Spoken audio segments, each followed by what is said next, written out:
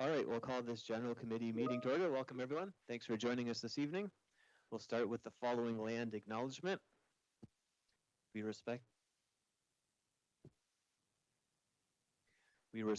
acknowledge that we are on the treaty and traditional territory of the Mississauga and Anishinaabe. We offer our gratitude to the First Peoples for their care for and teachings about our earth and our relations. May we honor those teachings. We'll now take 30 seconds to reflect.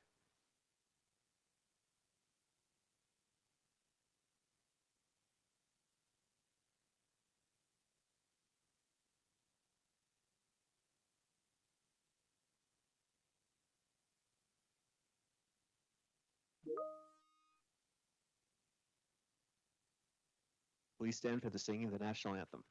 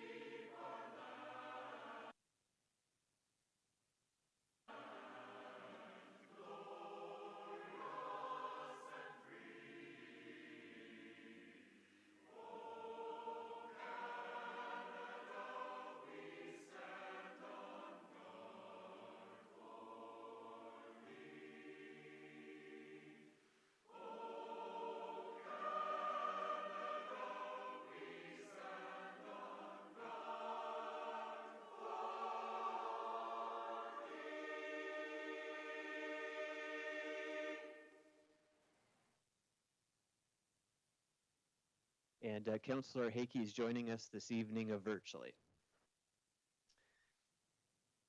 And that council for the City of Peterborough recognizes the principles contained in our Constitution and the Canadian Charter of Rights and Freedoms. Right. Mr. Clark, can you disclose your interest this evening? Mr. Chair, I believe I have this Mayor and Councillor Duguay. Mr. Clark, or Mr. Chair, I have an interest on committee report 13A since I'm a resident of Manise Avenue. All right, thank you very much. And Mr. Chairman, similarly, I have to declare two conflicts associated with planning applications. The first, 922 Fairbairn Report IPG PL 25-022, and secondly, 1628 Sherbrooke Street Report IPG PL 25-024. As a family member, as the planning consultant associated with both files. Thank you. Thank you very much. All right, we have 5 items coming out of closed session this evening. The first item, agreement that council approve the recommendation outlined in report FCSFS 25-009 dated May 12, 2025 of the Commissioner, Finance and Corporate Support Services as follows. That council authorize staff to proceed as outlined in closed session report FCSFS 25-009 dated May 12, 2025 of the Commissioner, Finance and Corporate Support Services respecting an agreement between the City of Peterborough and the County of Peterborough for consolidated municipal services. Moved by Councillor Duguay. Comments or questions? We'll take a vote. Oh, sorry.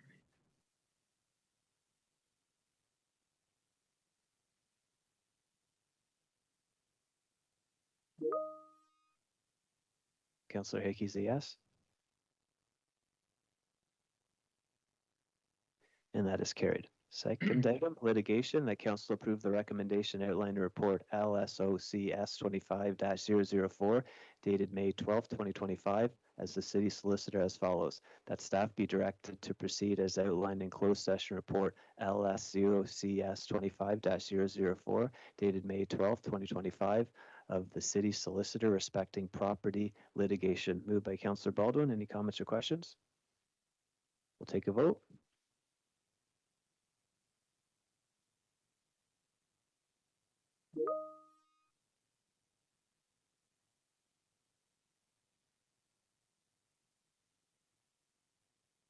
And that is carried. Third item, litigation. That council approve the recommendation outlined in report LS0CS 25-006 dated May 12, 2025 of the city solicitor as follows. That respecting HRTO file 2024-56409I, staff be directed to proceed as outlined in closed session report LS0CS 25-006 dated May 12, 2025 of the city solicitor respecting HRTO litigation. Can I have a mover? Moved by Councillor Degay. We'll take a vote.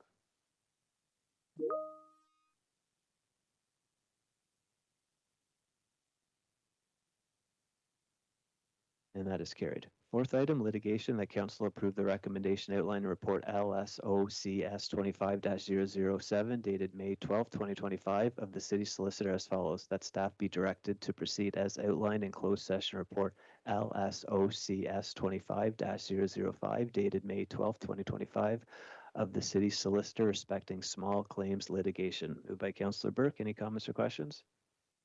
We'll take a vote.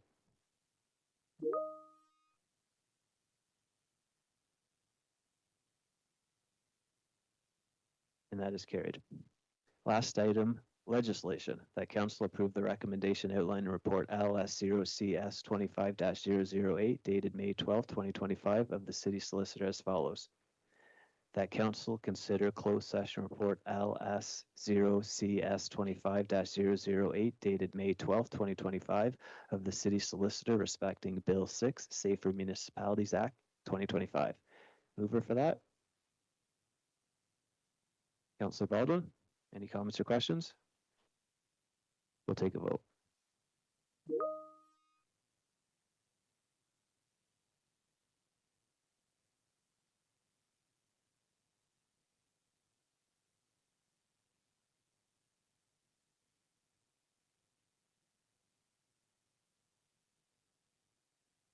And that is carried. All right, we'll move to our consent agenda. Committee members, let me know if you'd like to speak to any of the following. 13A, approval to replace water main across Trent Canal from Armour Road to Manise Avenue. I know we have a pecuniary, but does anyone want to speak to that? Okay, seeing none. And then 13B, automated speed enforcement investigation and proposed program. Anyone wishing to speak to that? Councillor Reel, Councillor Purnell. All right, so we will take a vote on 13A, moved by Councillor Vasiliadis, and we'll note that Mayor Leal will have a pecuniary on this one and won't vote.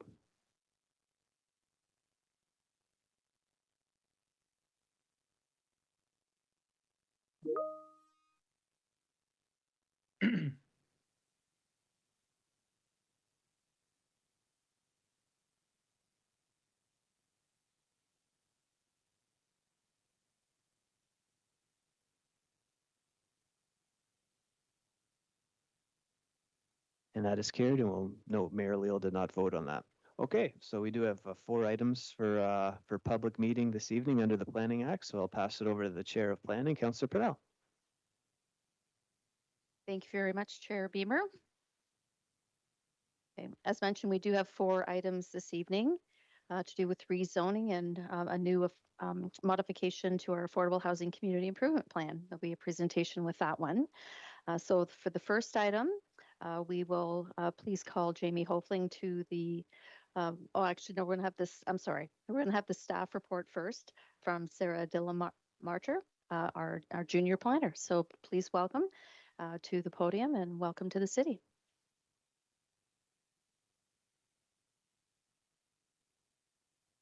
This item is on 922 Fairburn.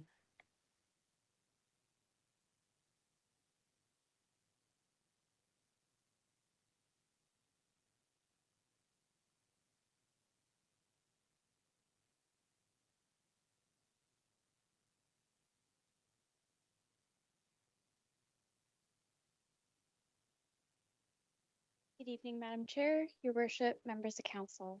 This evening's public meeting is regarding a rezoning application to facilitate the development of an additional residential unit above a proposed attached garage.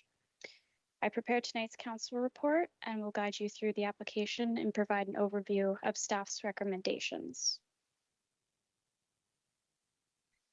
The application was submitted by One Community Planning Incorporated on behalf of the owner of the property, Dmitry Mishchenko. The property is approximately 0.16 hectares in size with 39.8 meters of frontage along Fairbairn Street.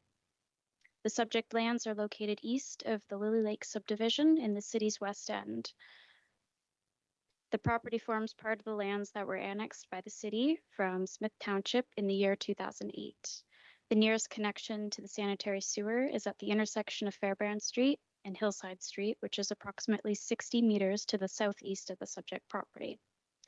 Municipal water is available and connected to the subject property. Surrounding land uses include residential uses and parks. The subject property is situated on a relatively large lot at just under half an acre. The property currently contains a single-story dwelling serviced by municipal water and private septic. The property is well vegetated and is located at the base of a hill, which provides a natural vegetative buffer from the road, as well as the southerly, easterly, and westerly neighbors. The northerly neighbors are topographically higher than the subject property, which minimizes the impact on them from the proposed two-story addition, as you can see from the street view photos attached here. This aerial image provides another perspective of the property and provides a general location indicated in red of the proposed attached garage with the additional residential unit. The ARU would be located above the proposed attached garage. This aerial provides an additional perspective of the proposal and illustrates the proposed location of the attached garage and ARU in context of the existing site conditions and northerly neighbor. This slide provides an overview of the proposed site plan and the areas of the city's zoning bylaw the property does not comply with. The introduction of the proposed addition would create one new area of non-compliance, which is in relation to the interior side lot setback to the north. All other areas of non-compliance illustrated on the attached zoning statistics table provided by the applicant are the result of existing site conditions. The proposal aims to rezone the property from residential Smith Township zoning to Special District 31, Exception 371.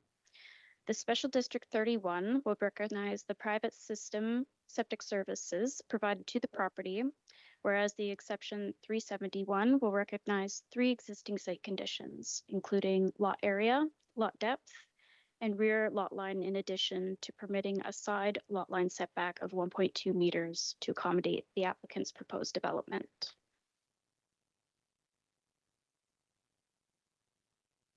The proposal is providing an opportunity for gentle density and intensification, whilst also ensuring that the appropriate infrastructure and services are in place to support the proposed use. The application is consistent with the direction of the provincial policy statement. The application conforms to the city's official plan, which recognizes that ARUs on private services can be provided where technically feasible, and that as lands become serviced and intensification opportunities increase, that there is a good interim to inject limited density. The proposal also aligns with the city's strategic plan and contributes to the city's housing pledge of reaching 4,700 new units by the year 2031. Notice of tonight's public meeting was also provided in accordance with the direction of the Planning Act. This includes notification in the newspaper and a mailout which was sent to all landowners within 120-meter radius. There have been no requests for notification, nor any correspondence submitted expressing support or opposition to the proposed development from any of the neighboring property owners. However, one email was received by staff expressing opposition to the application if staff could not provide information pertaining to the septic system. It has been expressed that detailed design matters, including septic system specifications, are reviewed and regulated through the building permit process under the Ontario Building Code.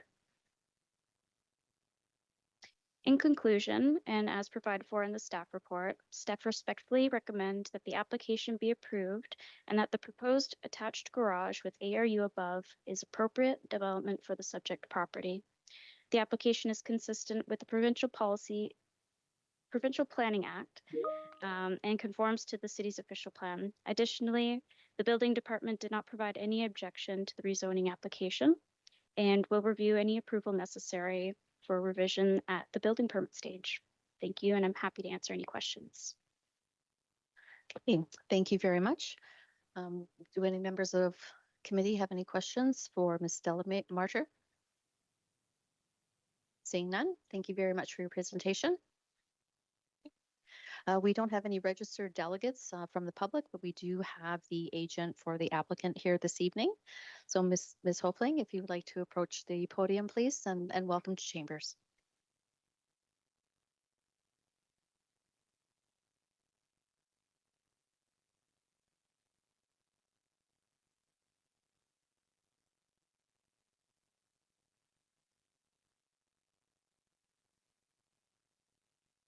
I think I do that every time I come here. Good evening, Madam Chair and Planning Committee. I just want to thank staff, Ms. Delamarter, for her report and recommendations. I don't have too much to follow up with because that was very robust, but if there's any questions of myself or the owner of the property, we are in attendance. Thank you very much. Any questions from committee? Seeing none, thank you very much. Okay, I will need a mover and we'll I'll go move the for the vote. recommendation. Moved by Mayor Leo.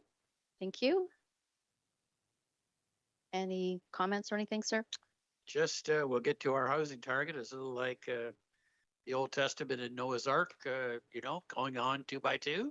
We'll eventually get there. Very good. Thank you, sir. And we'll go for the vote, please. Clerk's office.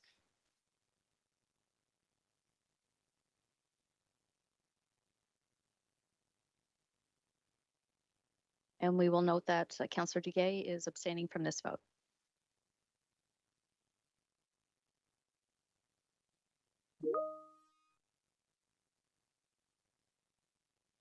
Madam Chair, Councillor Hakey is an affirmative. Thank you very much, Mr. Clerk, and that has passed 10 to 0. So unanimously for this committee. Thank you. We'll move on to our second item, which has to deal with 112 Hospital Drive. And for this item, we have a presentation from staff member Nolan Drum. Mr. Drum, if you could please approach the podium. And welcome, sir.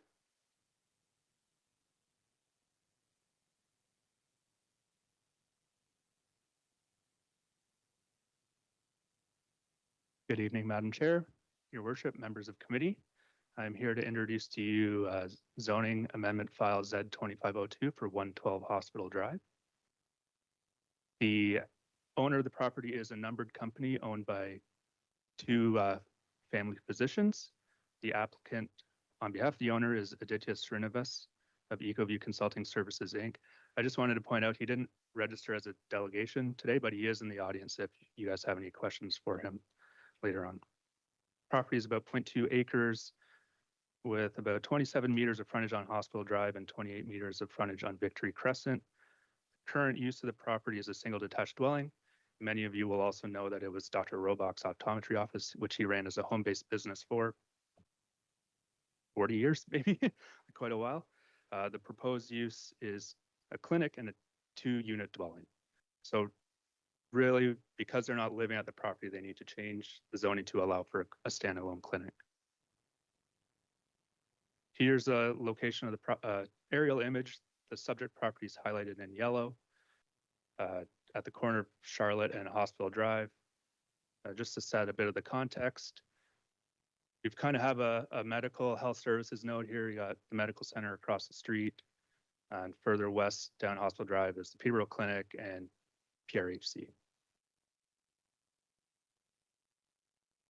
Here's a street view image and a more zoomed in aerial of the property.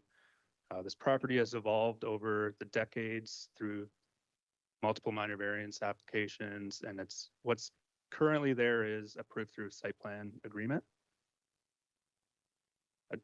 What I wanted to show in this zoomed in image is what you can see is on the south side of Hospital Drive. There is some pay parking spaces on the street. There were some concerns from the neighbors that there wasn't going to be enough on-site parking, but there are opportunities in the surrounding area to accommodate So the proposal is to rezone the property from the current R1 residential district to an SP 241 commercial district.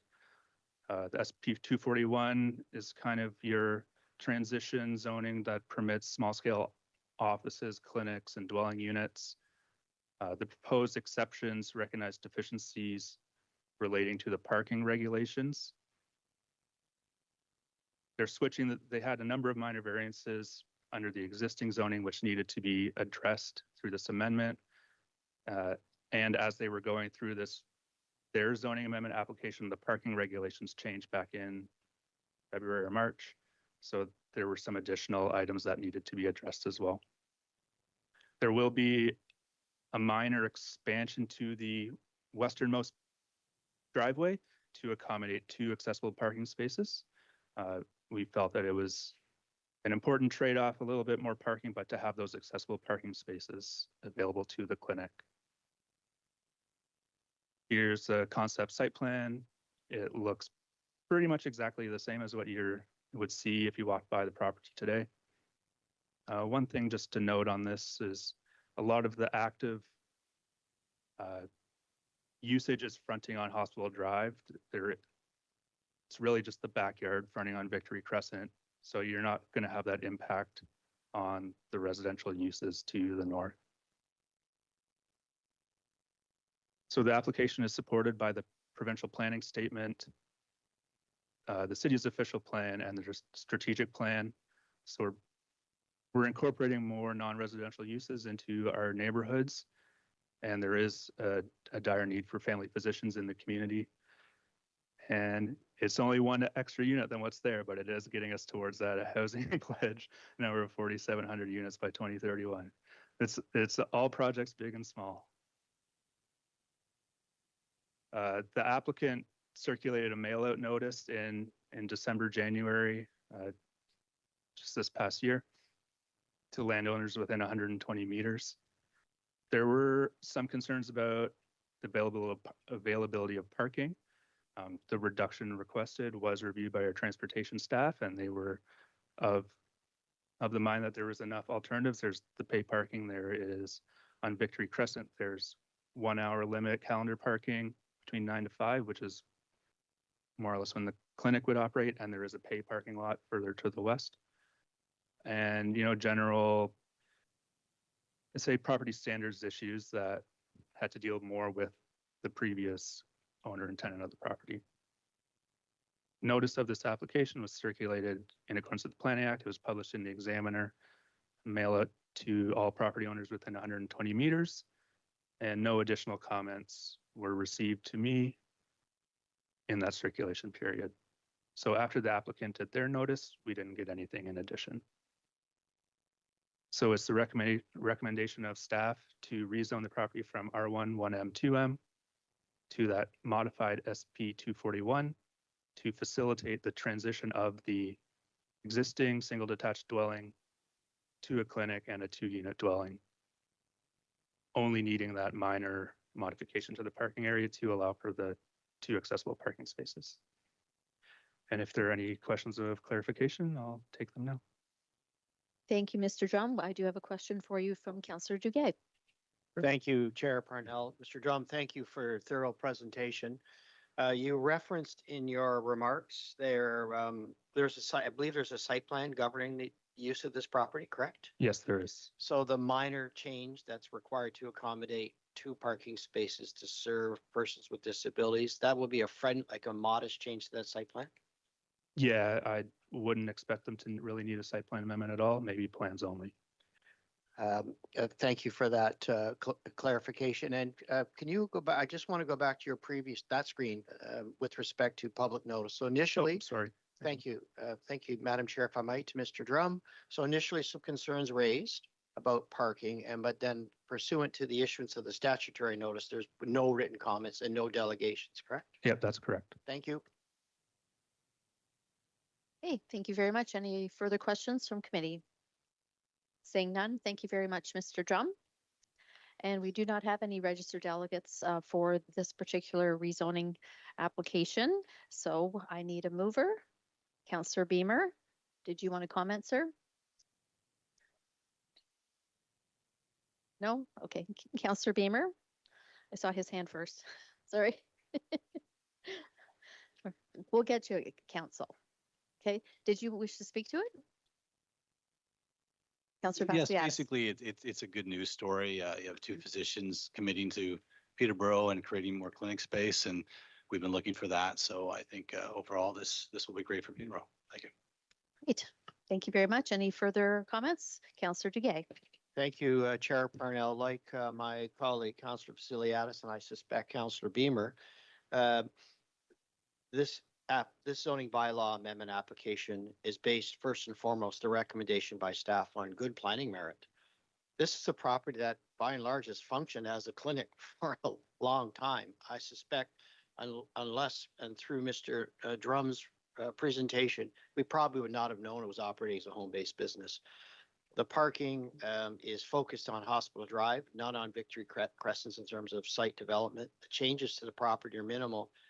But what is fundamentally important that this implements our physician recruitment initiative, but moreover, attracting physicians within walking distance to other medical facilities, including our Peterborough Regional Health Center. On that basis, I would be in full support of this application. Thank you. Thank you, Councillor Duguay. Any further comments? Seeing none, Mr. Clerk, we'll move to a vote, please. Madam Clerk?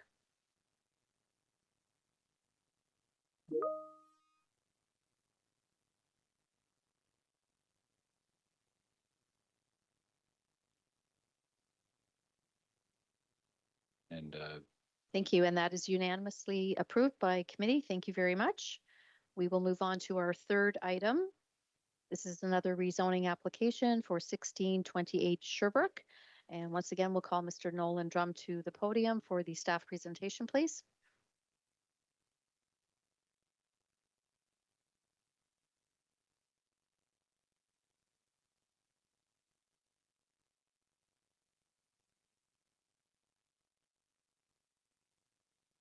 Thank you again, Madam Chair, Mayor, members of committee. This application I'll be introducing to you is Z2503. It's a zoning bylaw amendment application for 1628 Sherbrooke Street. The owner of the property is a numbered Ontario company owned by Sherbrooke Heights Veterinary Hospital. The applicant is Jamie Hofling of One Community Planning. The lot area is about half an acre with about 100 feet of frontage on Sherbrooke Street. The current use of the property is a single detached dwelling. And they're proposing both to add office and veterinary office, but they're really only going to run a veterinary office. And that veterinary office will exclude boarding, kennel facilities, and outdoor dog run facilities. Here's the location of the subject property. So it's just east of the intersection of Sherbrooke Street and Dinner Drive. Sherbrooke Heights Animal Hospital already operates directly across the street and the plaza on the south side of Sherbrooke Street. And then Sherbrooke Heights Alliance Church immediately to the east, and then further east you got Westdale United Church, which is a future development site. Here's an aerial image of the property. It's, you know, it still has its very rural characteristics of back when it was, you know, brought into the city's boundaries back in the 60s. It's currently on private services, and it's, you know, heavily wooded. You wouldn't even know there's a house there if you drove by. So the proposal is to rezone the property from D1, which is a development district, to a new special district. A special district would permit office and veterinary office with those exclusions as permitted uses, and they would introduce development standards that would implement the neighborhood supportive uses policies of the official plan to facilitate the building and the associated parking facilities. So I'm going to do this a little bit differently than my previous presentation, because I want to kind of show the iterative process here. So this was the initial concept that the applicant had prepared. It showed kind of the building's kind of in the middle of the property with driveway along the east side and parking in the rear. This is what they brought to the neighborhood when they had their virtual open house. And at that open house, so the open house notification was provided to all property owners within 120 meters. And the neighbors had a few concerns. So main concern was with the parking being at the rear. They didn't want to hear the beeping and the car doors closing and stuff all day long. That kind of blended into the development compatibility. There were also some questions about stormwater management on the property. Maybe I'll go back. So if you can see where the hammerhead is, the turnaround is on the parking area on the right-hand side of the drawing, there's actually a stormwater catch basin on that property line. So there was some concerns about stormwater drainage through the church property, across the subject property into that catch basin. There was concerns about impact on trees and vegetation and, your property's standards, related matters. How will they deal with noise on the property? How will they deal with snow clearing and waste removal? So the applicant took those comments, went back with their project team, and they came up with this new proposal, which side loaded the parking on the east side. It reduced the extent that the parking was adjacent to the residential properties, and it opened up that area surrounding that catch basin to allow more free flowing of stormwater runoff. And you can also see where they're showing that there will be more vegetation able to remain on the property with this new proposal. So a lot of these changes were in direct response to concerns brought up by the neighbors. This application is supported by the provincial planning statement, the city's official plan, its neighborhood supportive uses policies, and the strategic plan, planning for mixed use neighborhoods. Unfortunately, there's no residential component for this one, so I'm not going to mention the housing target here. Through the review, development engineering noted that a contribution towards downstream sanitary improvements would be required. That this fee will be collected through the site plan agreement. They'll do their detailed servicing report at site plan, and we'll get that number kind of hammered out. Public notice of this application was circulated in accordance with the requirements of the Planning Act, so your examiner notice and those within 120 meters. Similar to the previous application, there was the comments through the applicant-driven open house, but through city staff's notification for this public meeting, no comments came through, which is a testament to the development team, I'd say. So staff's recommendation is to rezone the property from D1 to an SP 370 to facilitate the development of the veterinary office in accordance with the neighborhood supportive uses policies of the official plan. If you have any questions of clarification, I'll be happy to answer them. Thank you, Mr. Drum. Any questions from committee? Councillor Baldwin, please. Thanks, Madam Chair. Mr. Drum, thanks for the presentation. I have no problem with it at all.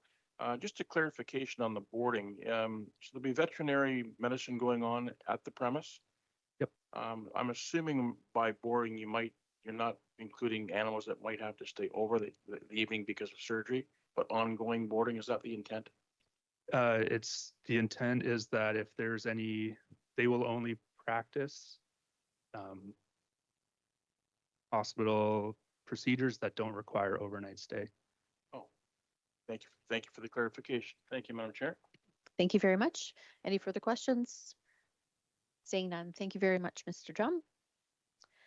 And we don't have any public delegations, but we do have the agent for the applicant, Ms. Hopling, if you would like to join us at the podium, please.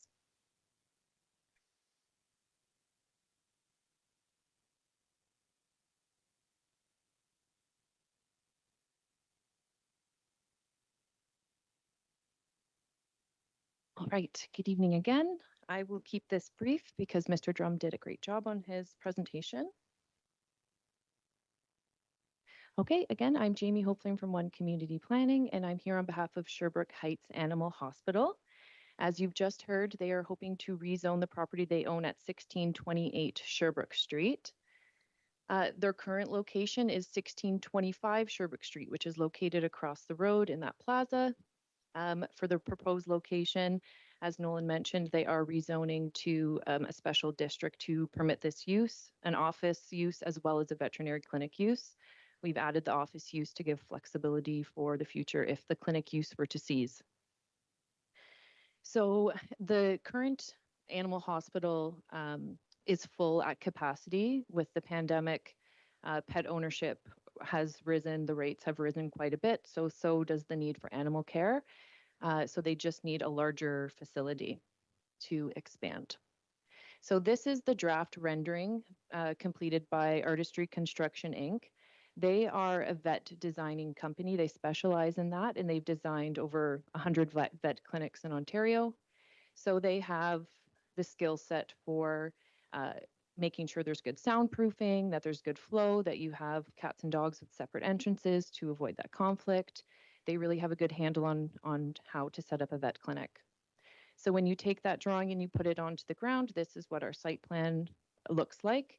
And I can appreciate that Mr. Drum showed you kind of the before and the after that we have kind of settled on for the development. As Mr. Drum alluded, there were a lot of concerns through public consultation, and this is kind of one of those good news stories, if you will, for public consultation, which doesn't happen very often. So we did reach out to do a mail out and an open house in July of 2023.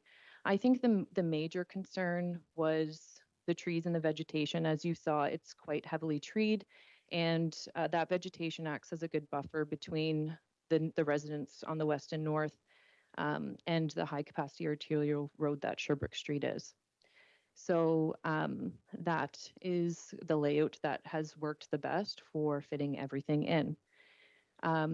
Dr. Hiltz, who's here with us tonight, she pretty much designed her entire clinic around maintaining as much vegetation as possible.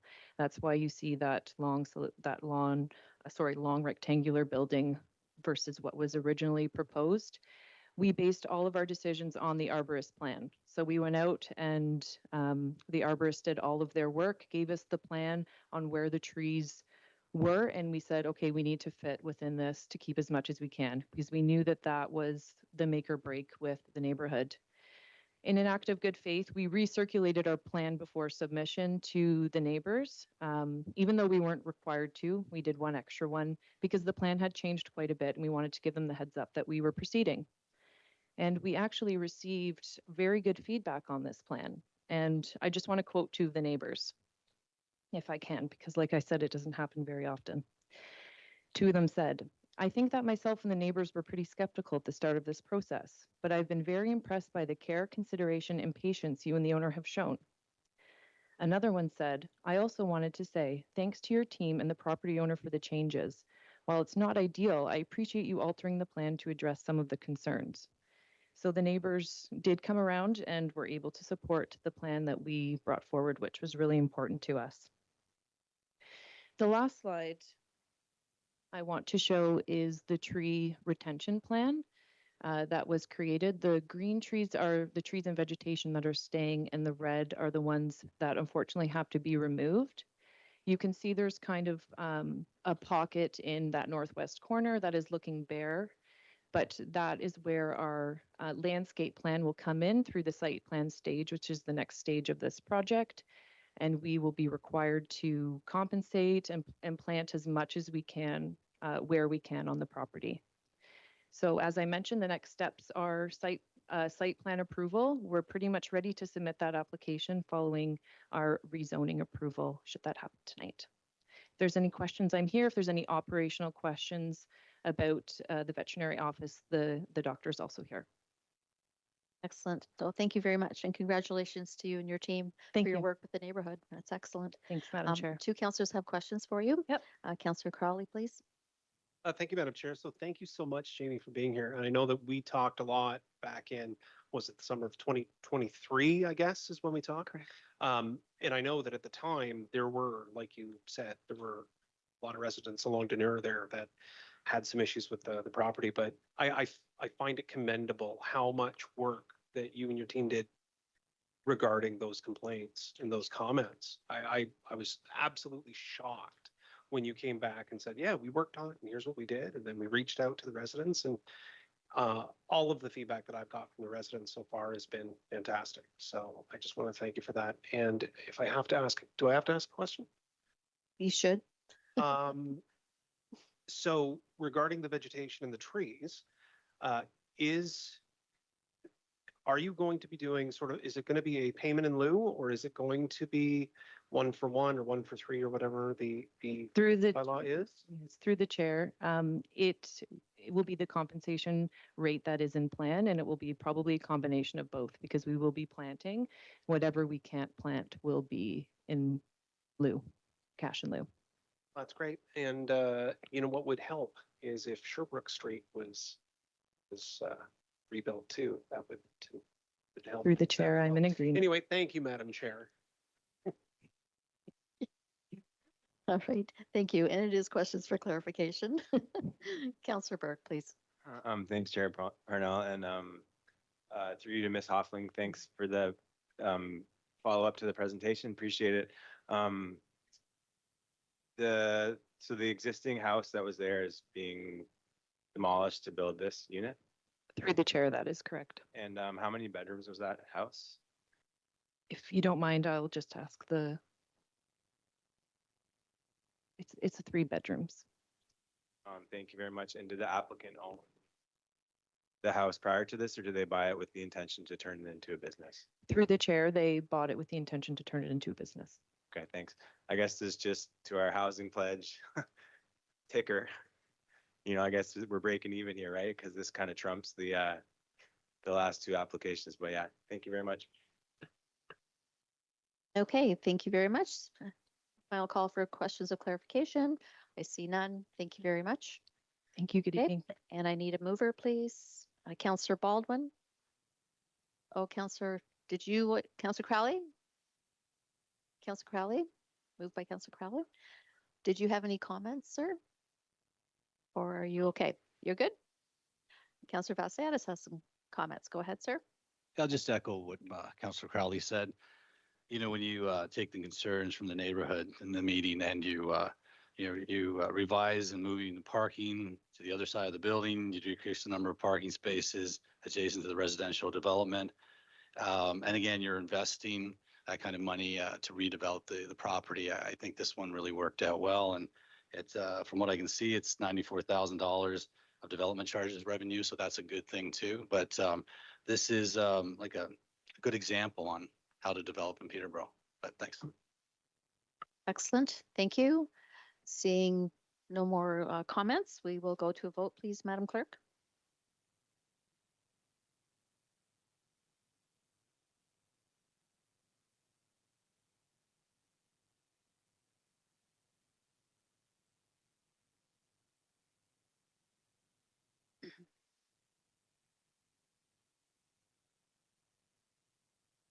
And it is noted that Councillor Duguay did not speak to this matter or vote on it, and it has passed unanimously 10-0. Thank you very much. Congratulations. And we move on to our final planning matter this evening, and it starts, and this actually has to do with the modernization of the Affordable Housing Community Improvement Plan.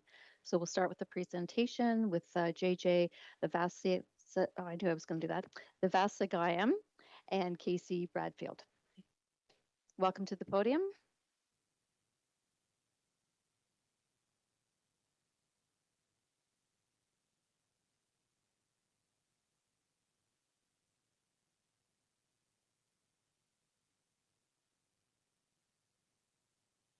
You just hit the move button and the red light will come on.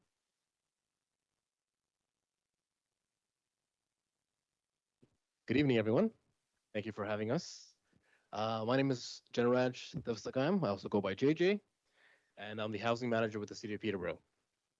We're here today to walk you through the Peterborough's affordable housing community improvement plan. And this is our modernized and revamped version that we're putting before you. And we also use the abbreviation of AHCIP when we're discussing this matter. So the AHCIP is a planning tool designed to help us address a growing housing affordability crisis here in the city, and we're hoping that this will allow us to unlock new opportunities. But before I begin, I want to introduce my colleague, Casey Bradfield. Housing and Homelessness Program Specialist with the City of Peterborough. And today, we want to share how together we led some the research and the redesign of this AHCIP, and we were instrumental in the affordable section of the Housing Accelerator Fund application, primarily focused around the AHCIP initiative. So in our research, we reviewed over 8 other municipal incentive programs in the province, coordinated closely with housing services managers across Ontario, worked closely with our planning leads, Brad Appleby and Carolyn Kimball from the planning department, the city, and held consultations with developers and local nonprofit housing providers to ensure that this plan is not only competitive, but also actionable.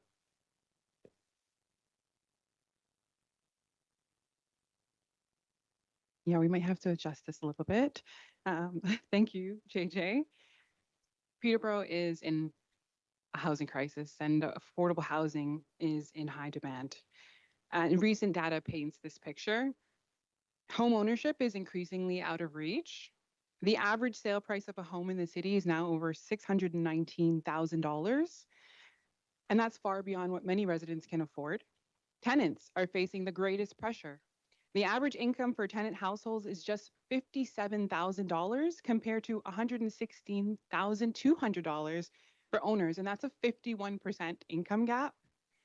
43% of tenant households are spending 30% or more on their income on shelter costs, which is the definition of core housing need. Rents, they remain unaffordable. According to CMHC, the average rent for a 2-bedroom unit is $1,431, but in the private market, a 2-bedroom basement apartment starts around $2,000, and that's a 40% increase over the average. The need for affordable housing is urgent. As of December 31st, 2024, we had 1,994 applicants on our centralized wait list for rent geared to income housing, and that number continues to grow every day. Vacancies improved, but it's not enough. The rental vacancy rate rose from 1% in 2022 to 3.3% in 2024. But while that vacancy is improving, affordability is not, and Peterborough's housing market is failing those who need it the most.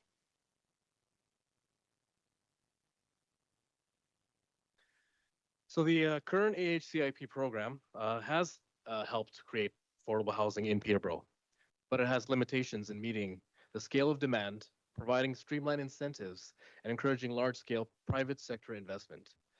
Our developers previously received more capital funding. However, rising construction costs, the reduction in provincial and federal capital funding, and insufficient incentives have made it difficult to build much-needed affordable housing.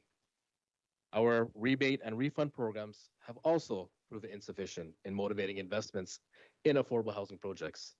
So while these programs help reduce some of the financial burdens associated with municipal fees and charges, they did not address the substantial upfront capital costs required to initiate and sustain our development projects. So in the past, the city was able to offer direct capital contributions under various provincial and federal programs because this funding was secured through agreements from other levels of government. However, with those funds decreasing and some even ending, the current structure of the AHCIP lacks financial leverage needed to make the projects feasible and viable.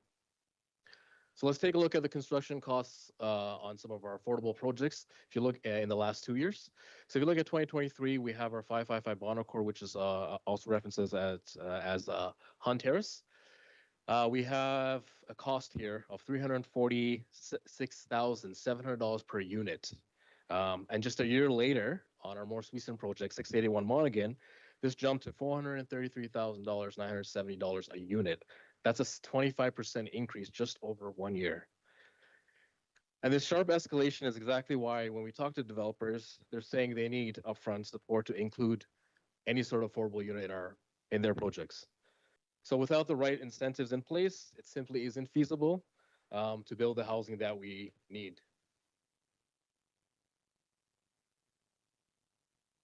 So we wanted to show you 2 examples of projects that we did fund under the current Affordable Housing Community Improvement Plan.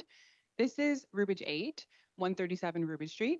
It was 8 units for an affordable housing project. You can see we offered $451,000 in municipal incentives, and that was DC exemptions, fee refunds, property tax increment grant, cash in lieu of parking, parkland levy refund, building permit fee refunds. Plus, we have a municipal housing facility bylaw designation, and we also gave a property tax exemption valued at 10-year property tax exemption valued at $178,250, all municipal. On the provincial and federal side, they received Social Services Relief Fund in the amount of $784,500 and provincial capital funding in the amount of $98,000. This funding is no longer available, the provincial and capital funding. In total, this building received over $1.4 million and or $176,761 per unit. We'll look at one more example. This is 342 Downey Street, originally incentivized for 4 units. On the municipal side, it received $149,466. And again, similar refunds and exemptions, and that's the value. Plus the 10-year property tax exemption valued at $114,495. And here, provincial capital, investment in affordable housing, in the value of $230,000, this funding is no longer available. So the total funding received here was $493,962, and that came to $123,490 for 3 units, and it later was incentivized for more units. Thank you, Casey. We'll definitely reflect back to those 2 examples in a later slide.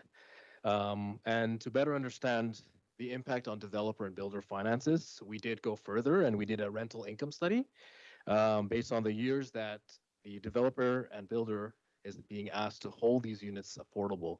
And the definition under the Bill 23, now they have to keep these units affordable for 25 years in our community. So when we took an example of what a 1-bedroom unit in our community currently is listed at is around $1,900 per month. And the CMHC average is listed at $1,217 a month. Already you see a great difference of $683 a month that the developer is technically losing on the books. So when you look at it over a year, that's about $8,200. And you look at that number over a 25-year period, the loss of revenue is going to be $204,000 per unit.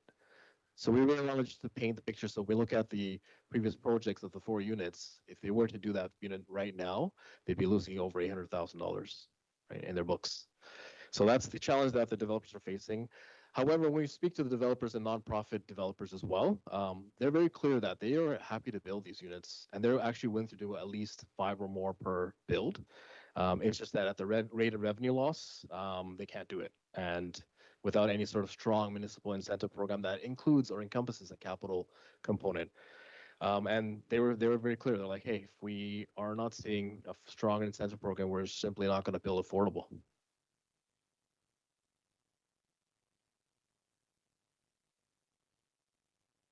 What is important to keep in mind is that the City of Peterborough was successful in the second round of Housing Accelerator funding with a potential funding amount of $10.7 million to fund these incentives.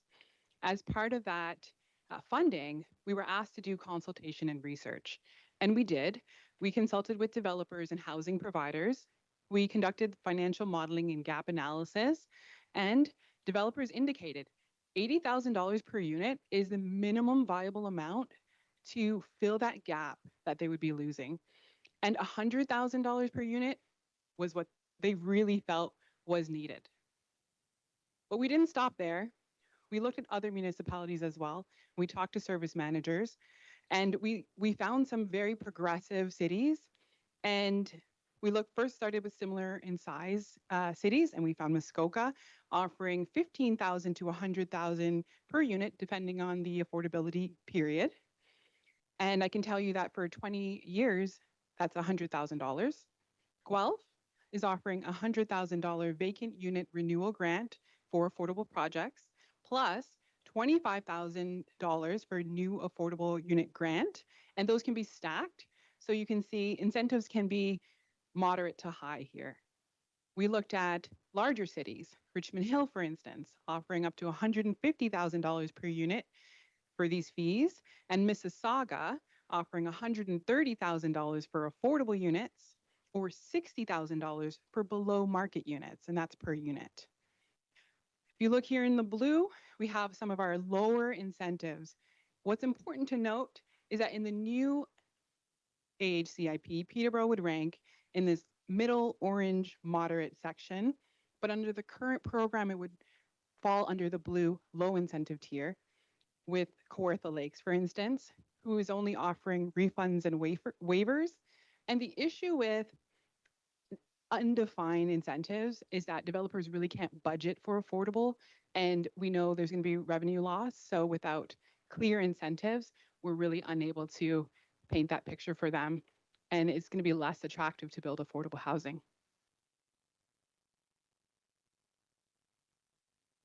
Another thing we try to incorporate in our new AHCIP is the recommendations that came from the Mayor's Housing Task Force. So we've addressed the three that are before you. Is obviously expanding the CIP incentives to all strategic growth areas, which we are doing. Financially incentivizing multi-unit residential development that includes affordable units, and also seek sustained funding from all levels of government. A great example of that is the Housing Accelerated Funding.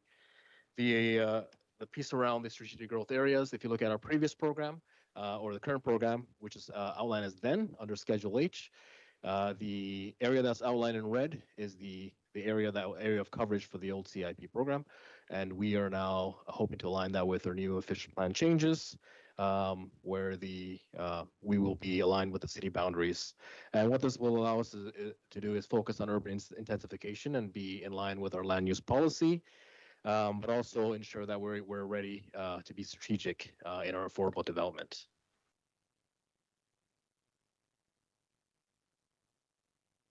So this slide, it's hard to read, but it paints a picture between the current AHCIP and the modern AHCIP. So we took that example, that real example of incentives for 8 affordable units, and we carried those numbers forward to show you what are we keeping and what's changing. So if you look at the municipal incentive program, what's changing? The DC exemption is kept. However, the province is now exempting the DCs through Bill 23, More Homes Built Faster Act. Fee refunds like the site application fee refund, cash in lieu of parking, parkland levy, building permit refund, that's changing. The developers now can receive up to $80,000 per unit and can use this to cover fees and towards capital. The tax increment grant, that's being kept as is. The municipal housing facility bylaw designation, that's key here. We've outlined it better in our program.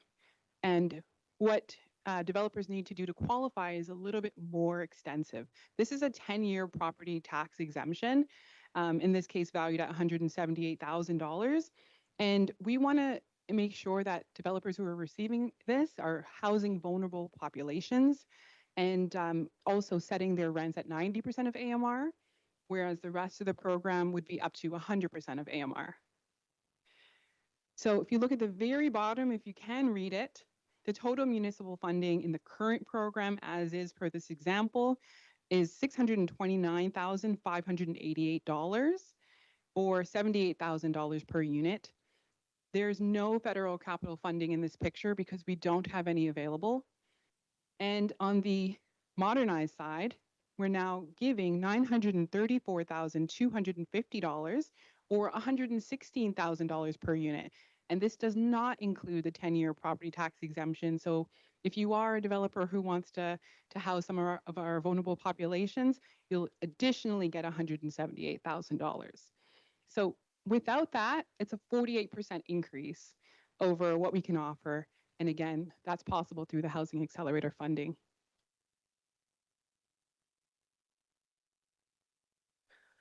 So we can all agree affordable development is critical to Peterborough's growth and success. And part of that success is working with our developers and builders and nonprofit providers to build affordable housing. And on top of that, strong intentional planning can shape neighborhoods, boost our local economy, and most importantly, give people a place to call home. and to bring in this kind of development that reflects the values of this community to provide safe, inclusive, and sustainable affordable housing, this modernized AHCIP is strongly recommended by staff. It's also what the Mayor's Housing Task Force recommended. It is what developers asked for and what smart municipalities across Ontario are doing. So Peterborough's modernized incentive program puts us in line with the most proactive cities in the province while staying targeted, transparent, and responsive. And by utilizing funding, such as the HAF funding, we're able to ensure that the resources go where they're needed most, such as our AHCIP program. Thank you for your time and for having us here today. We'll take questions.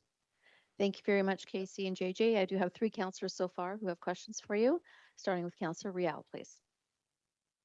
Through the chair to either JJ or Casey, I'll move the report. Noted.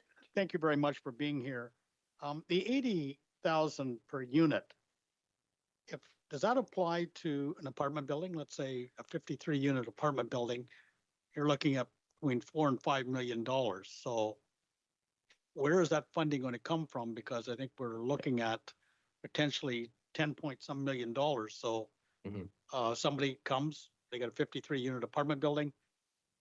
Can they apply for every unit for 80,000 per unit? Mr. Chair, great question. I think currently part of the process of actually, getting the units incentivized, there's a conversation with, the housing team as well as planning. We do have to, consider the budget, right? So we are limited. So the next year we have about $2 million, and that's because we have the HAF funding. Prior to that, we only had about $1 million set aside. And in that budget amount, we also have a tax component that we do have to budget for so we can pay them back over time for the tax rebate program. So it is very limited. So I guess long story short, yes, they could apply. Will they get incentives for every single unit? Probably not. But again, the language in the report and what's been approved by the Housing Accelerator funding allows us to be flexible between 40,000 and 80,000. So that's why the language of up to 80,000 is used in the report. We want to be in line with that. And that determination is based on a matrix, on this kind of a checklist that we have in the guidelines that they have to hit in order for them to get the full 80,000. Chair to either Casey or JJ, is there a build it or lose it clause? Let's say just potentially what I proposed here, an apartment building, you're looking at $4 or $5 million sitting there. The developer is counting on that, but he's just sitting on the land and not doing anything. Is there a time frame of build it or lose it? Because we need to get this stuff built. Mr. Chair, there is an agreement in place. So the agreement is, obviously the proposals brought before council with commissioner recommendation for project. If they don't build, they will be obligated to pay that incentive back to the city. So there's an agreement in place with the city. Thank you. Councillor Burke, please. Thanks, Chair Parnell. And through you to Casey and JJ, thank you so much for the report. I think for me, the slides really sort of blew up some of the gray area in our council agenda package that we had. So I appreciate that. It's very helpful. I'm wondering, because some of the answers to some of the specifics about how this will work, I think I'm hearing from you that, we're building and planning, and our housing team are going to sort of iron those out, figure out how it works. So I'm wondering why, I have some thoughts on that. And I'm just questioning why staff chose to give delegated signing authority under the procurement bylaw, rather than ensuring that these major public investments return to council. Through the chair, I can start, and maybe Director Brad Appleby maybe can chime in. So the question around what the process is, we have ironed out that process. It was definitely a learning curve. Current process is that planning will trigger the conversation with the housing team around affordable. So they may have a developer that comes forward and says, "Hey, I'd like to add some affordable units in my project." At that point, it's kind of like the trigger to say, "Hey, okay, we're going to include JJKC and the housing team part of this conversation, and then buildings also is involved in that piece, and then we go from there." So we've kind of held on to that process. It seems to work well. because our teams are still very small. We're able to have that conversation. The other avenue we're getting requests in is directly from the housing team. We are, as you know, we're involved with nonprofit housing providers. A lot of them bring up the conversation directly to us, and then we will connect with planning. So we do need to work together, although we're under social services, which, it's important that if we don't talk internally, this is not going to happen. Hence why the report came from both our Commissioner Sheldon and Maidman and Commissioner Lesson. So I think the question that I had prior to the presentation was about the idea that through the procurement bylaw, staff have delegated signing authority for these public investments rather than having the projects come back to council for approval. Through the chair, thank you for the question. So I think I would suggest it's about being, enabling us to be quick in terms of responding and dealing with applications and making sure that, we're actually getting the funding out and used in a timely way. And so, the precedent for delegated authority in community improvement plans here at the city of Peterborough, it's been in place for quite some time. It was in the previous affordable housing CIP. It's in the central area CIP. It's in the newly approved missing middle CIP. The general kind of precedent for that all began in about 2012. But in this particular case, we have an opportunity to kind of modernize that in line with the current procurement bylaw as opposed to the version of the bylaw that was in place, back in 2012. But essentially, it's about making sure that we're ready and we can move quickly when opportunities come. Yeah, thanks. And my reason for that question, as opposed to the other examples that you gave, is that it feels to me like there may be a ceiling on the budget in terms of how much we're able to incentivize. And so my personal opinion is that I think with these large public investments, it's good to have council input on those decisions. Do I have time for another question? Thank you. So from your slides, I think that I'm understanding that the affordability side of these units is going to be dictated, is going to be determined not by the city, but by the federal government, and that it's going to be 90% of average market rent. And so my question, and I could be wrong with that, so I'm sure you'll help me say it better, but my question about this is that how can the city ensure that this investment of $80,000 per unit to incentivize developers will lead to long-term, deeply affordable housing rather than units that are only marginally below market rent? thank you for that question through the chair. I will start with the second part of the question. So how will we ensure? To be honest, we'll have to come back to council and make a presentation to say, deeply affordable units require operational costs. As I painted the picture, this is just the affordable side. So the affordable sides are, kept at 100% AMR, which is average market rent, and that definition is given to us under legislation from the province actually, and they want us to do that so that because there's other programs that the province also offers, like for example, Bill 23 is the DC. So we're hoping that we can stack a few of the other programs as you saw when we painted it. So we want to make sure the definitions are in line so that we meet that criteria. So that was the main reason we want to do that. So yes, we will need to come back to council for operational needs such as rent supplements. That's one form, or a subsidy. Because as I've said in previous council meetings, that we're not going to be able to do RGI or deeply affordable units without some sort of operational funding. I'll finish up with the statement, but is the fear, would it be correct to say that a fear would be that the development community would stack these incentives, but only to make themselves more profit as opposed to making the units more truly affordable? You are into your second 5 minutes, just so you know. Proceed, please. Through the chair, the way we painted the picture here is from obviously conversation from developers. The focus was to reduce their loss over 25 years, right? How can we actually get them to the table to actually build that affordable side? Because they're open to the conversation of market and in some cases low market, similar to Mississauga, but the affordable side is a challenge. And so we were not focused on the profit side in our conversation. We're saying, how can we even get you to the table? And that was our focus. in our consultation, and a lot of openness to that. So definitely they're on they're on our side. Now that I don't feel so rushed, so I have one more question. And it's about I'm trying through the chair, I'm trying to understand how, and maybe this is an incorrect assumption, but I'm assuming that there's a ceiling to the amount of incentives that we're going to be able to offer.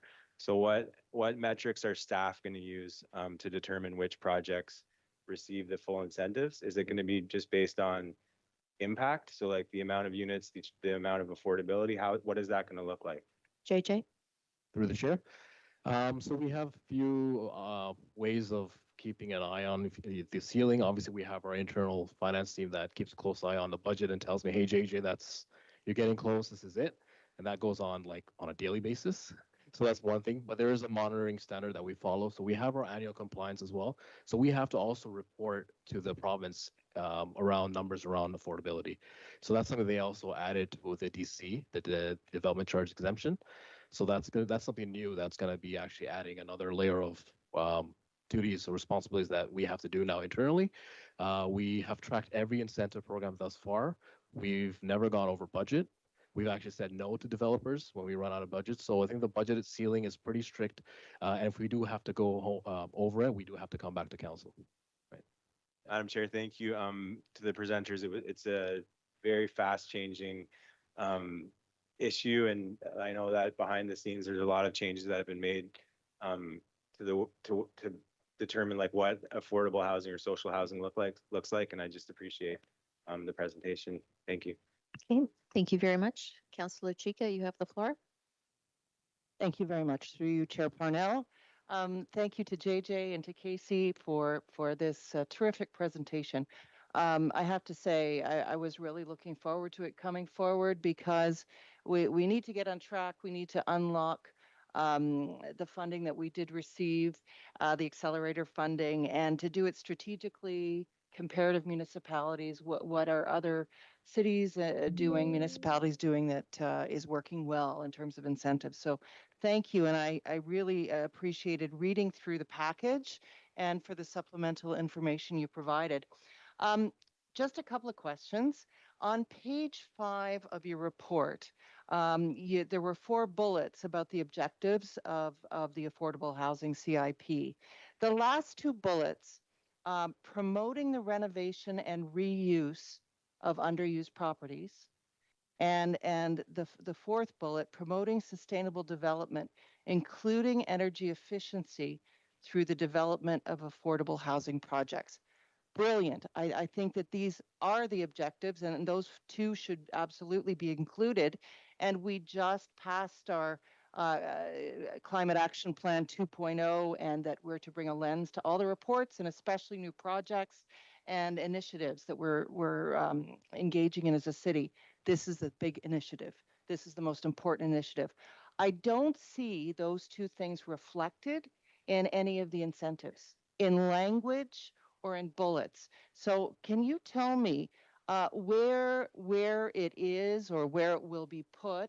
Perhaps this is something that you're still working on inserting, but you know, we do have and cities have pre-existing structures, and we need to use pre-existing structures. It's climate active to do that, and to use incentives, retrofits, all these sorts of things. Where do you see that lying? Is it within the $80,000 incentive and just isn't listed?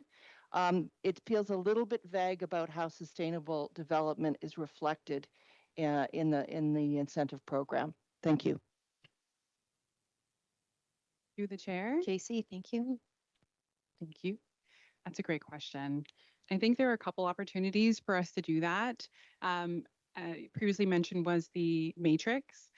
So in the evaluation criteria, there's an opportunity to ensure that projects that are considering environmental impact can be ranked higher in our matrix. Also, we do have that affordable housing increment grant, which is based on the reassessment of the project after it's been constructed. So with that, it's a great opportunity for that person to essentially get more tax incentive. Again, that's based on the assessment through MPAC. It's not up to us. but because they're maximizing the value of that project, it's a great opportunity as well. But I do think the matrix could really allow us to prioritize projects that are progressive. Thank you. And just supplemental. w- we as a city haven't yet established a green development strategy. And it's something I know that is recommended in our action plan 2.0, and hopefully we'll be doing that. But can you give us some specifics that may be reflected in a further draft of this in terms of what sorts of incentives that could reflect sustainability and like very specific, because otherwise it won't be clear to developers how to connect sustainable development with the projects that they're engaged in. Thank you. Through the chair. Thank you. Great question. One of the things that we have opted to include in our matrix is stackability of other funds, right? Because we're just a municipality. The CMHC actually has a great energy efficiency grant of $70,000 per door if you're able to provide an energy efficiency or build with modern technology that reduces climate impact, ideally. And there's all these criteria you have to hit. So there is that in their formula for both loans and the grant. But a lot of the developers do have to work with nonprofits. So they've kind of like embedded like a couple layers. One is energy efficiency, but also collaborating with nonprofits. So we're trying to leave that piece in our guideline. So if there is the guideline attached to the report as well, which is the newly drafted, and the matrix is going to sit there. So you'll see that checklist of the matrix. I appreciate that, JJ, because we do have developers that are very green centric and would seek to, go for incentives that might include heat pumps or whatever, those kind of examples, because in the long term, those will be cost savings. So anyway, just so that climate lens is on the new projects, the affordable housing project, the language would be great to see that going forward. Thank you. Okay. Thank you. Councillor Duguay, please. Thanks, Chair Parnell, to Casey and JJ. I'd like to start off by thanking you for a very thorough presentation. I do have, Chair Parnell, if you will, I have 5 queries, and I'll through my notes. Number 1, I think JJ, in your remarks, you did indicate there would be a monitoring of the take-up and the developing new. Will that be an information report that will come back to council so that we can see the employment and the use of the fund and what it has yielded? Is that a possibility? With the chair, we're happy to do that. Excellent. I'm going to move on to number 2. Through Madam Chair, in your remarks, we heard on one of your slides currently, and I think Casey, you emphasize this, and I think this is critical. There is an absence of federal funding at the moment. So the incentives, assuming we were successful or the federal government made available funding, the incentives available to the development community would be sweetened. Is that correct? That's my description. I use the word sweetened. JJ? Through the chair, I agree with you. Perfect. We're batting 2 for 2. Now we're going to move on to point number 3. I read the documents. I did not see any reference made to the creation of accessible or barrier-free, unless I've missed it. And I think, similar to Councillor Chico's point, this is important from personal and previous experience. When I oversaw the construction of KPP Tower Hill Village, Thrive, the waiting list for accessible accommodation was 22 years. And I suspect if we can build that into as one of the criteria, I think that's important. That's not a criticism, it's an observation. And my 4th, that's a question. Can it be added to the matrix? Thank you for the clarifications, Madam Chair. Through the chair, that is on the list. So brilliant. Yeah. And then my last question, and I think Councillor Real referenced this. We have $10.7 million. I think, JJ, you referenced $2 million allocation year 1 or some constraints. How will staff tackle who gets to go? There's going to be potentially a number of eligible developers, profit non-for-profit, all seeking the same funding. How is it decided who gets that limited and important resource? Through the chair, I'll start. Maybe Casey, you can continue. It's the matrix that Muskoka also uses. So sorry, Guelph uses. So we're going to use the same matrix. It's technically a scoring elements, although they'll be assigned a score, and that score will dictate, obviously, A, are you going to be eligible? And B, if you're eligible, how much can we provide to you based on what you're building and who you're building for? Thank you, Madam Chair. I have some other comments, but I'll wait for the commentary period. And thank you for your leniency. And again, thank you both. Okay, thank you very much. Any further questions from committee? Seeing none, I'd just like to ask a couple of questions for clarification for people who are listening in, because there was an awful lot of numbers shared there, and not everybody has read the reports. So we've heard, $10 million for the Housing Accelerator Fund, but that's not all of that $10 million is for this program. You mentioned 2 million. So is it 2 million of the 10 that is specifically for this? What is the number from the Housing Accelerator Fund? Through the chair. So there was a previous report that came to council that discussed kind of where the funding will go and how we're going to be utilizing the funds. From the actual Housing Accelerator funding, where it is going to be an additional $1 million to our budget, but that the actual direction from what we've received so far is we're only getting around 200, and I could be wrong, I don't have the exact value before me, around 250,000 or so is going directly from half incentives to this program. We're also doing some, in that previous report, we've had to move some money from the reserves from other lines to support this program, which is why there's a $2 million number. So I don't know if Sheldon or I don't know if Richard Friedman can speak to that, but Brett, perfect. Thank you, Brett. He'll add to that. Director Appleby, please. Through the Madam Chair. So just to clarify, the half fund is 4 equal payments over 3 years. And so the report that came to council a little earlier this, I guess it would have been towards the end of the winter, had detailed sort of what we were doing with the first portion of that money, the first payment, as additional payments come, from the half fund, and and as we kind of can report back to the CMHC to show that we're meeting our milestones, additional monies will come. Those additional monies will then get allocated to various projects, including this one here. And so at the end of the day, $2 million is not what will be sort of the be all for this project. There will be additional monies coming as additional money is received from half. Okay, thank you, because all the numbers really are confusing for everybody to sort of digest. At the end of the day, it's a 3-year program.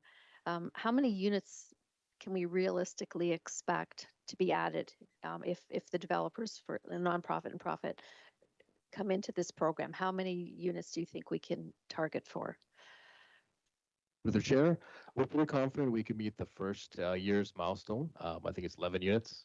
And then it builds up. So then it goes to 27, I believe, the following year. And then it's actually 70 affordable units by the 3-year mark is what we've committed. But this program is not going to be the only program that's going to address those. So there's other programs in the initiatives. There's 7 initiatives, and there's other initiatives that would also add affordable units in our project. Okay, thank you. I only asked because just to demonstrate that this is a very complex, very expensive proposition, but we need the housing. But these are the type of programs that we need to do to get there and work as a community all together. But it's not easy and it's not inexpensive. But thank you very much for sharing all of that and all of the work that I know both of you have put into this with your teams. So thank you. Okay, so no additional questions, last call. Okay, thank you. And who would like to move? Keith? Councillor Riel, you did say you wanted to move this, okay? Councillor Burke? Thanks, Chair Parnell, and I'm definitely very supportive of the plan and also supportive of the idea that we need to action the plan quickly. But based upon the questions from the speakers around the table to staff on this, I'm wondering, I'd like to maybe move a deferral on our final decision until council has a chance to see some of the additional information like the matrix, right? Because to me, that was a big gray area in a lot of our questions. A lot of our questions had to do on how we were going to navigate the allocation of this funding. And so I'd like to move that deferral, and I'm also open to any different wordsmithing of it. If I see Councillor Duguay, I'd be open to tweaking the wording of that. I'm just only very quickly looking at the what we're being asked to recommend, and I think that to feel fully comfortable for me to recommend it would be to have that additional information for council to have a chance to sort of like flesh it out. Thank you. Okay, thank you, Councillor Duguay, to the deferral or Yes, clarification. Chair Parnell, to the deferral, is it appropriate that I ask a question of staff to clarify timing? Certainly. And then I will. I'm looking to Mr. Appleby, who's shaking his head in the affirmative, possibly. Director Appleby, thank you, Chair Parnell. The matrix, which has been discussed, Councillor Chica has referenced a couple of points. I referenced accessibility. Is that matrix readily available, or could it be available, for example, for the next council meeting? Through the chair, I think I will actually pass that to JJ here, who probably clarified that. Thank you. Through the chair, next council meeting next week? Correct. Yes, it can be available. Then to that point, I'm wondering with my colleague that there may not be a need for a deferral. Thank you. That's important information. Councillor Burke, did you want to respond? Yeah, I think I would be happy to not move the deferral and just have us receive that information to maybe discuss it if we need to for the next council meeting when we finally decide on this. So I'll remove. Okay, perfect. Good cooperation. Thank you very much.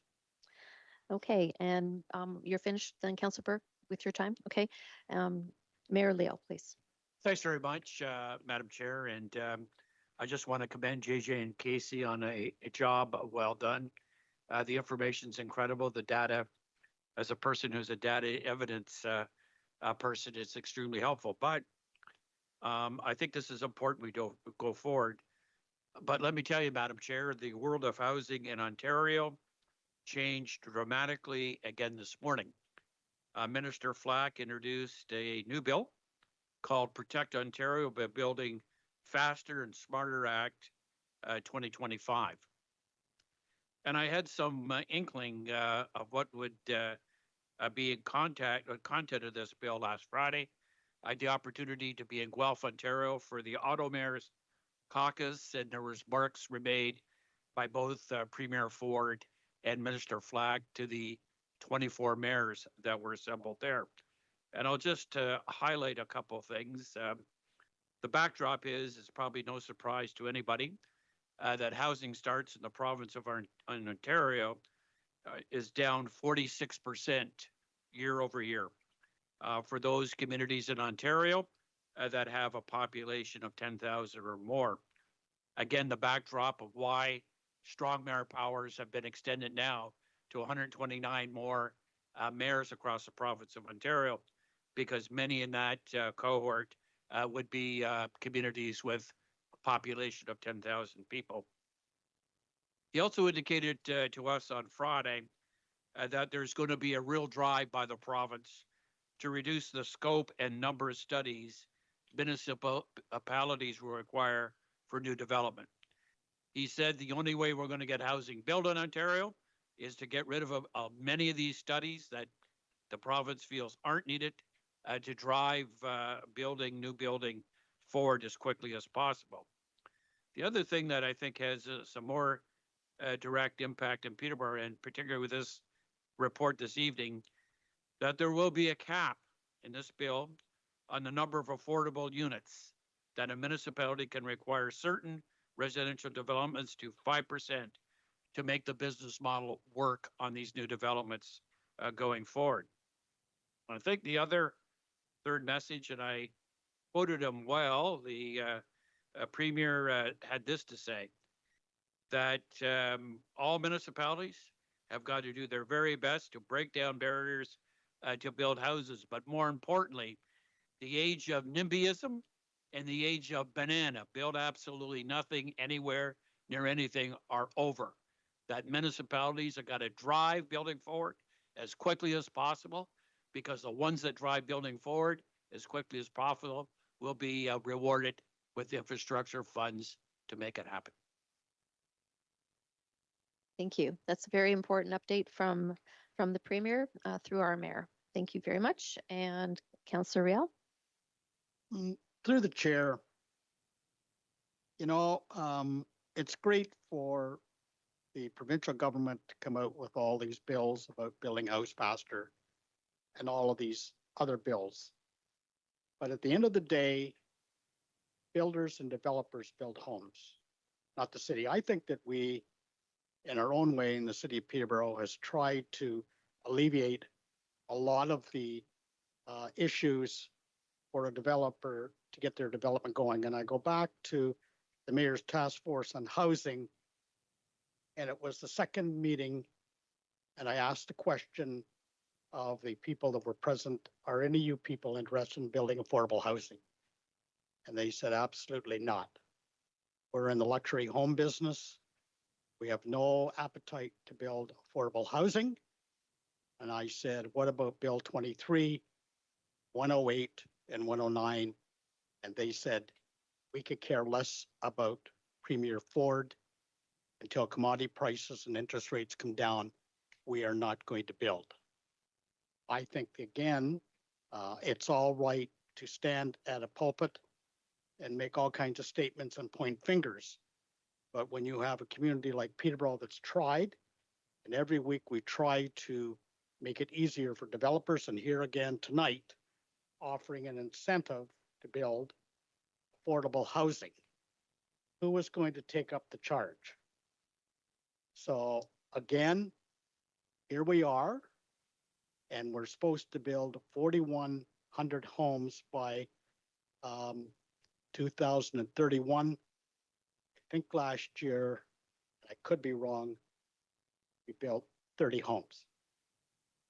So how are you going to impress upon people to get the housing stock up and to build affordable housing with those kind of numbers?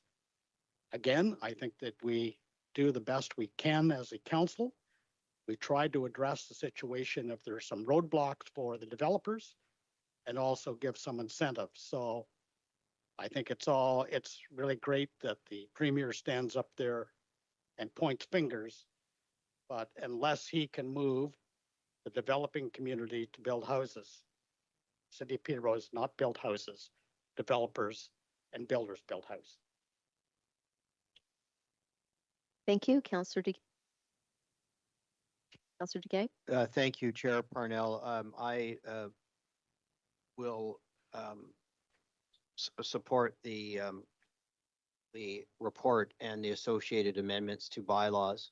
From my perspective, what this report does, firstly, it clearly demonstrates that the city's taking a leadership role. We are providing, I'm going to quote, I think, Casey, you said this, I believe it provides predictability to developers. And for somebody that continues to practice planning outside of Peterborough, there are communities that do not have a model of predictability, and it causes developers grief. They would be willing to consider affordable housing, but they just don't know how to create it. And there's no certainty in the marketplace, so thus they have no choice but to pass. I also think what is important, what we heard tonight from some of my colleagues, would certain matters be included on the matrix, environmental, green standards, accessibility, and the like. This is important. So it's a comprehensive matrix. It provides predictability. But what it really is showing, to Councillor Riel's point, it's our city, it's our community. And as a city, through this instrument, we're taking the leadership role. And I'm very pleased with this report. It's a lot of work, but it's a lot of necessary. So thank you. Thank you, Councillor Duguay. Any further comments before we go to a vote? Seeing none, thank you. Madam Clerk, if you could load the vote, please. Moved by Councillor Riel.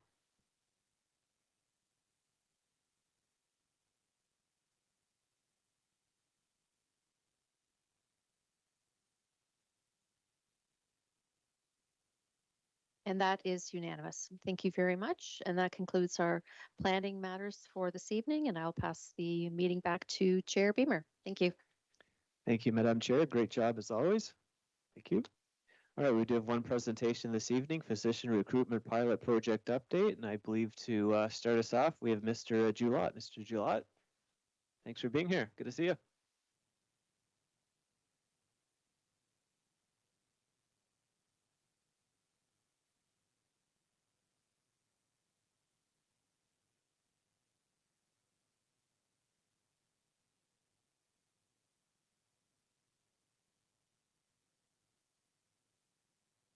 Mistake.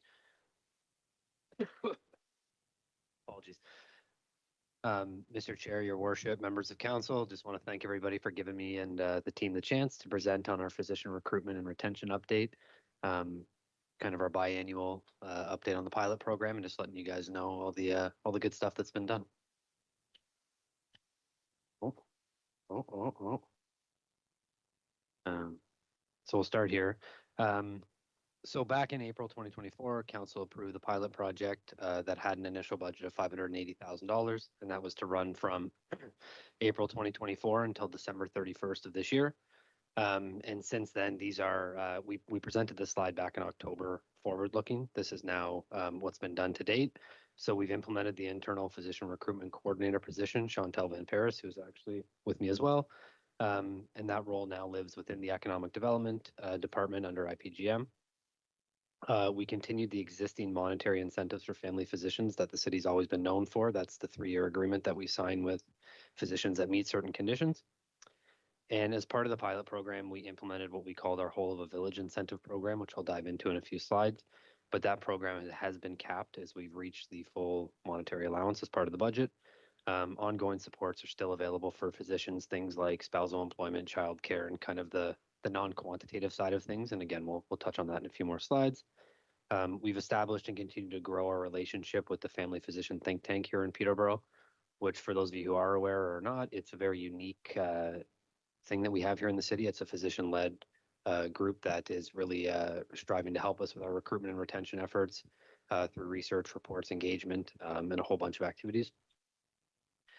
We continue to monitor and advocate related to the provincial government's plan to support physician recruitment efforts. And again, we'll touch on some of the funding announcements that have been made recently. And then that indirect support for physician recruitment through things like childcare, spousal support, and again, the non-quantitative but very, very important side of this this part of the field. And I will just say for those of you that have the presentation, there are some acronyms in this presentation. There's an appendix at the back where they're all kind of listed, just fair warning. It's an appendix heavy, or it's an acronym heavy topic. So really just wanted to start with these key wins. So this is everything that's been done through the city with all of our partners. So it is really a labor of love of everyone involved in this. So to date, as of about 3 weeks ago when we put this together, over 6,000 unattached patients have been seen by the Peterborough Family Health Team Clinic since they opened in April 2024. So that's 6,000 more patients that have access to care. 2,200 newly rostered patients for individuals at the pharmacy-owned clinic here in town with a new doctor. 6 new family health office FHO physicians have been added, which represents approximately 8,000 patients not going on the unattached list. And that's very important because this is a two-sided battle at all times. We're trying to recruit net new, but we're also trying to battle retirement and ensure that we're not having that list increase in size. So it's trying to make it go down, but also trying to make sure it doesn't go up at the same time.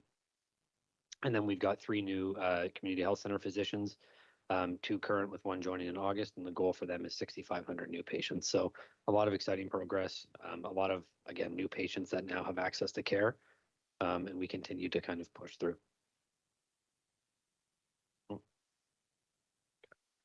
And again, so just looking at supporting unattached patients specifically, there's been a number of resources distributed, updated, shared online, as well as with Service Peterborough, so that you know, we can have that information disseminated. People are aware that the clinic exists and there's a place for unattached patients.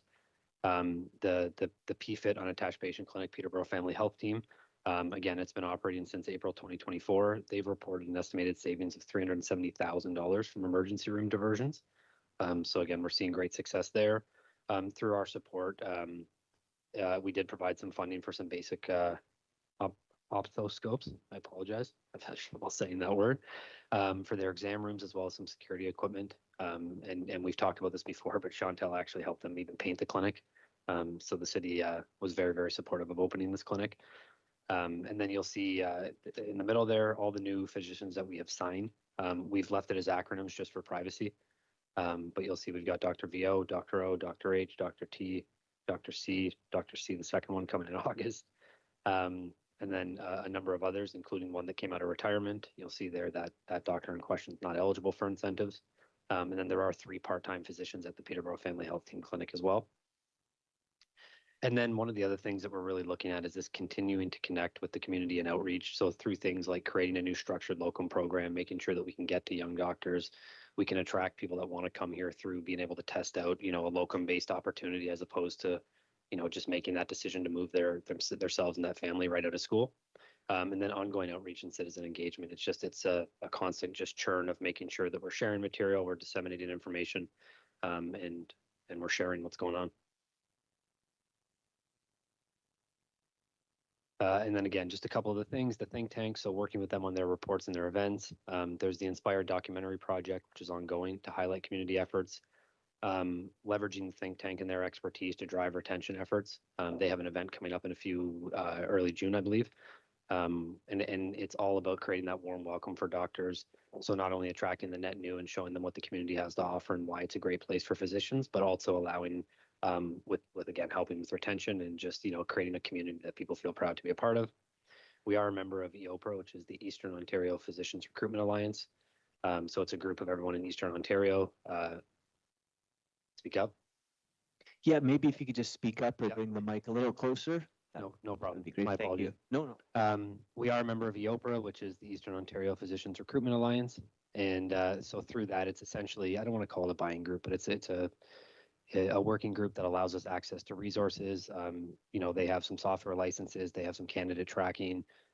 And then we also get access to some of their research and engagement and opportunities. Chantel will be attending an event in Birmingham in the United Kingdom at the end of May, and that's through our membership in EOPRA that we're able to attend that. And then from a communication standpoint, just really looking at making sure that all of our content is revamped, post PCAD realignment, we're building new partnerships, we're just reestablishing everything. And then from a social media standpoint, we're highlighting the community, we're highlighting the advocacy work, and we're highlighting the great work that's already been done by Chantel and the team. And that is a great picture.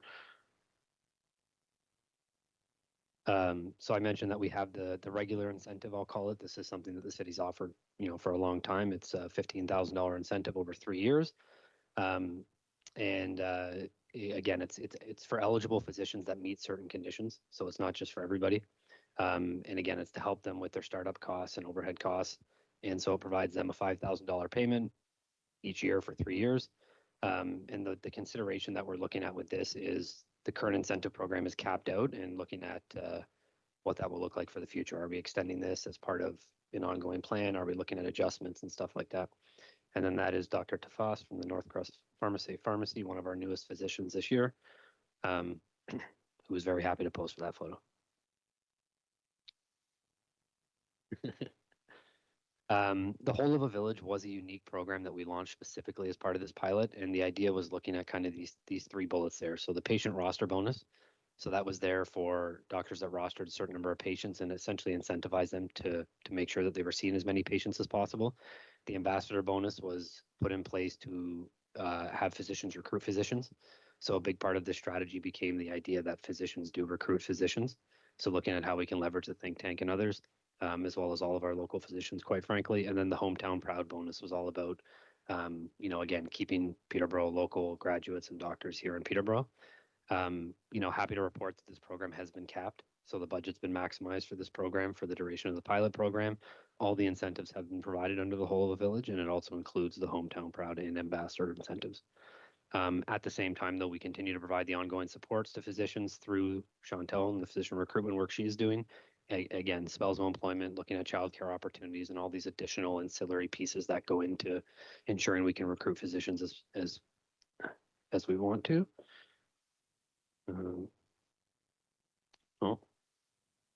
The province of Ontario, so they announced an investment of $4 billion total in healthcare through Dr. Philpott and her appointment in the provinces in cabinet there. Recently, in April, they announced that first 1.8 billion to connect 2 million more people to publicly funded family doctors or primary care teams within 4 years. So round one of those applications were due May 2nd, with round two coming in September. It's important to note that I'm skipping a bullet point here, but all these proposals flow through the Peterborough, Ontario Health Team. So the city themselves do not submit any applications. It all goes through the Peterborough, Ontario Health Team. This new model that they're focused on is actually geographic. So it's focused on postal codes that have the highest number of unattached patients. So between the city and the county, Peterborough was eligible for 3 applications. So for K9H, K0L, and K9J applications, or postal codes, apologies. And there were 3 proposals submitted, which I'll show you in a second. So the first proposal was from the Victorian Order of Nurses, apologies, for Keene and Trent Hills Family Health Team, and that focused on nurse practitioners and independent healthcare practitioners. Target of net new patients for that was 3,500, with a breakdown there of 600 this summer, just under 2,000 by March next year, and then 3,500 by March of 2027. The second one is the Nurse Practitioners 360 Clinic, apologies. And again, that focuses on additional staffing to service a marginalized population. And their target net new patient attached is 800. So 50 for this year, 350 next year, and then 800 by March 2027.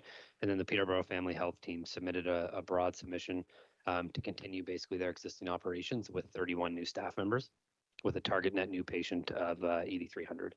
And we're expecting they want these proposals to be ready to go for the summer. So we're expecting for decisions, I guess I'll call it, probably at some point late May, early June.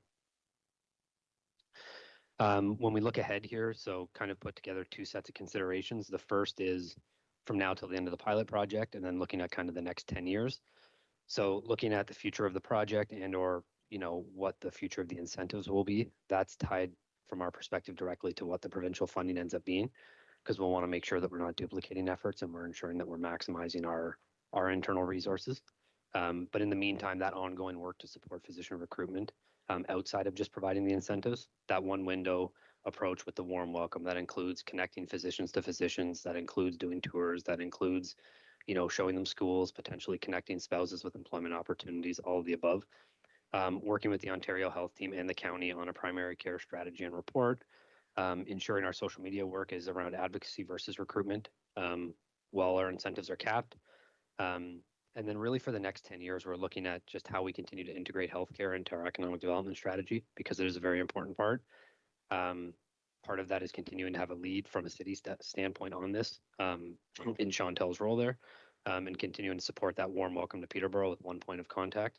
We've been doing a lot of work to ensure that when physicians are interested in the city and they want to come through, that they have that central point of contact to come through. And then we will be coming forward with a report at that time, but looking at how we focus less on individual incentives.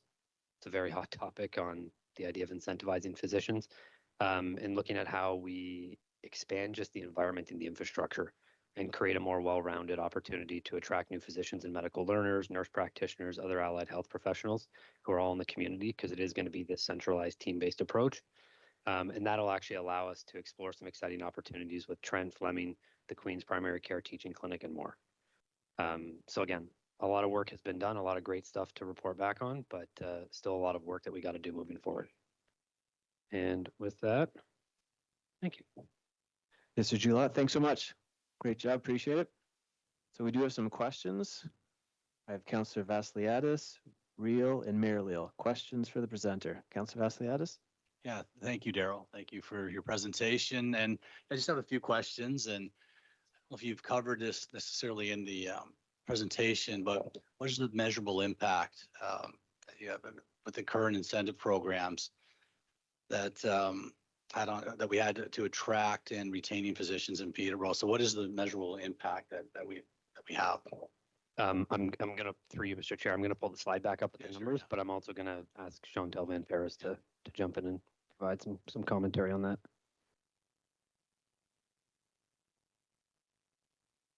Sure, I'll just speak from here through the chair. So the incentives, we had long conversations about this in the rolling out of the plan because lots of communities are offering incentives. So we're never going to be the highest, but they definitely helped. Physicians, when they're looking at communities and where to practice, they're looking at a variety of things that are best for their family, whether they can practice their full scope of practice in that community, which may include some hospital work. And incentives are just one of the things on their spreadsheet that they check off when they're trying to decide. So they definitely help. And it definitely is a nod to acknowledging that there are these costs associated with getting settled and overhead costs with their clinics. And so they've been a big help where that's concerned. I just have another question too. What are the local implications on recruiting internationally trained physicians, and how is the city positioned to support their integration and practice readiness? Through the chair. So there's been a lot of press about international physicians, both U.S. Physicians who are Canadians repatriating back to our country. But there's also been a lot of recruitment of international physicians, specifically UK, Australia, Ireland, the kind of countries that don't have to go through any additional credentialing to come back here. They come in through an exception through the immigration program. And so that is one of the things that our alliance, being members of that EOPRA, has focused on is trying to leverage communities' resources so that we're not all out there chasing the same candidates. There are a lot of for-profit recruiters that are in that space, and that that's something we come across. But locally, there's a lot of developers who are developing clinical space that are pharmacy owned, and that tends to be the types of physicians who want to practice in those non-family health organization spots. They want to practice in a fee-for-service environment. So we're doing a little bit of work in that area. And again, Daryl mentioned that I'm going to the UK. There's a specific job fair to bring UK physicians to Ontario, and Peterborough will be represented through myself at that conference. That's great. Thank you. I just have another question. So the Primary Care Act was introduced in actually it's May 7th, so just recently. So as this legislation passes, how will it affect our approach to physician recruitment? Through the chair. So you're right, it hasn't passed yet. It was announced. It's part of the overall provincial plan. That's another acronym. It's the Interprofessional Primary Care Action Team. That's being headed up by Dr. Jane Philpott, and it's part of the whole plan for the province. And it ties into all the funding. So I think it's a great framework. It shows the importance of primary care for the whole system, and gives Ontario a framework for values of what they're driving towards. And so I think a lot of the work that we're doing really fit with those values, and a lot of the strategic priorities for the city in this space align with that. So yeah, I think it's a good addition. And they're actually rolling out the funding post-election to fund the system that's been underfunded for a long time. So That's great. It's all good news. Just one more question about the teaching clinics I see and the potential 10-year plan. Now that would involve potentially Trent and Fleming. Is that how that would go with a potential teaching clinic down the road?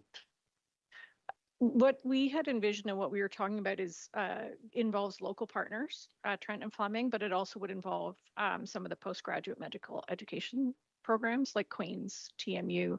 So the province announced a bunch of new medical school spots, and in addition, then they have to do the residency training after to then go into practice.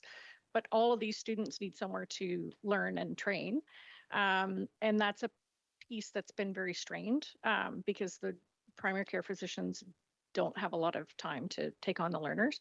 And so we feel it's really important to look at bringing more trainees to the community, both at the hospital and in the primary care space. And so we had tried to get that included in that first round of funding. And then the government subsequently announced that they have a whole additional round of funding, about 900 million for teaching clinics. And Peterborough's really well set up to get that started because they want to focus on interdisciplinary care. So nurse practitioners and pharmacists and dietitians as part of the care team that then refers up to the family physician who will be the specialist in that.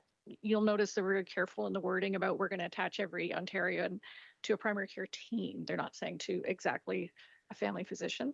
So they want to put the expertise of the family physician at the head of those teams with all of the people practicing up to their scope of practice. And Peterborough's really well suited to have a teaching clinic that covers all those professions, which is great. That's great. No, thank you for all the answers. Thank you. Thank you very much, Councillor Vassiliadis, for that. Councillor Real. To the chair, to Daryl, thank you very much for being here in your presentation. My first question is how many doctors you recruited, and I see it up here. But usually in the paper, when an announcement like this comes that there's going to be a presentation about doctor recruitment, there was a number that was bannered in the paper. And I believe by the year 2030, there's going to be 30,000 people without a doctor in the city of Peterborough. Don't quote me, but that's what was in the paper. Have you looked outside the catchment area of what municipalities are doing to attract doctors? I'll give you a couple examples. So Norwood Ashfordale, and I talked to the mayor, Wilfong out there, they built a new medical center. I said, what was the selling feature for you rostering 5 doctors to an 1,800 person village? And he says, when we were able to take away the administration and the maintenance, so all the doctor had to do was come into the building and do the doctoring, that's how we were able to attract 5 doctors. Then there was a newspaper release from the Intelligencer from Belleville, Ontario on the 12th or the 14th of April that stated since 2006, the city of Belleville, which is roughly about 40-some thousand, have attracted 56 doctors. In the last 2 years, they've attracted 15. So when you're out there looking around and trying to find best practices to attract doctors to Peterborough, are you doing a search of what is the best practice where these communities have been successful in getting doctors to come to their communities? Through the chair, I'll comment quickly and then defer to Chantal again. I can tell you, Councillor Real, that every economic development conversation I have involves physician recruitment in some lens or another. Whether it's just kind of checking in what a municipality does, whether it's asking a specific question, it's become a constant theme just to understand, whether it's big city, small city, that we have our finger on the pulse of everything that's going on. I will defer to Chantal because those are some examples that we have followed closely. My understanding, and I'll ask her to confirm with Belleville, is that they have a significantly larger incentive, which is one of the things that we've talked about. It becomes a bit of a challenge when it's essentially whoever can cut the biggest check. That's just that example specifically, but please. Through the chair, I'll just address some of the numbers because we get those articles sent to us all the time too, and it is part of the research that we're doing and looking at models, not just in the surrounding area, but also all through Ontario.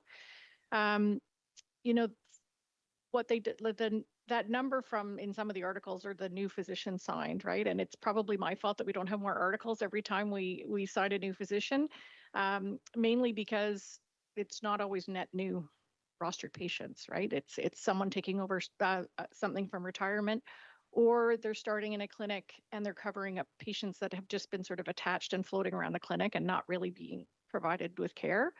And so if you're announcing all the new physicians, you have to announce all the ones that are retiring and leaving as well. So I've been pretty hesitant on doing the big photo opportunities with new physicians that we've signed. There was a week where there were 2 new physicians signed agreements. We signed them on for incentives, and a physician came out of retirement. But at the same time, 2 family physicians left from the same clinic just to just solely practice in the hospital. And so we're really focusing on the unattached patient list and making sure that doesn't grow. Peterborough has a we get data from through the Ontario Health Team too about the attached patients, the unattached patients that are on the list, but also the demographics of our physician population. So right now, that number, the 30,000 number, would probably include the fact that we have about 25% of our family doctors in Peterborough are over the age of 60, but they also have about 30% of our patients rostered. So we have 2 retirements coming up in the fall and another one scheduled for next year, and we're actively looking for recruits to come and take over those practices. It has been a challenge in that new grads don't necessarily want to practice in the same model, the family health organization, but all this new round of funding should help make that a little bit easier. So, Chair, my questions were not to be critical. It's just when, I'm just going by facts that I get and a little bit of stuff that I look at, but when I see a number of recruitments to possibly 30,000 people without a doctor, I don't know if that's a true number, but that's what was bannered out there. That's a scary number when you're trying to roster doctors right now for the number that you have. And if that number goes exponentially double, then what are we into? And I want to thank you for what you're doing. It's a tough job, but we need doctors in Peterborough, really. And that's we've been at this for a while. I just don't know if we've, found the Rosette Stone to make this work, really. And that's what I'm kind of digging at. And the examples that I've had here, talking to Mayor Wilfong of how they attracted 5 doctors to a little community of 1,800. I'm not saying the catchment area is bigger than that. They wouldn't be able to. But then Belleville, how successful they were in what they did. It's just from a newspaper article. That's why I was raising the issue. So thank you very much. Thank you very much, Councillor Liu. Mayor Liu? Thanks very much, Mr. Chair, and Daryl and Chantel, thank you for a very upbeat and a very positive report.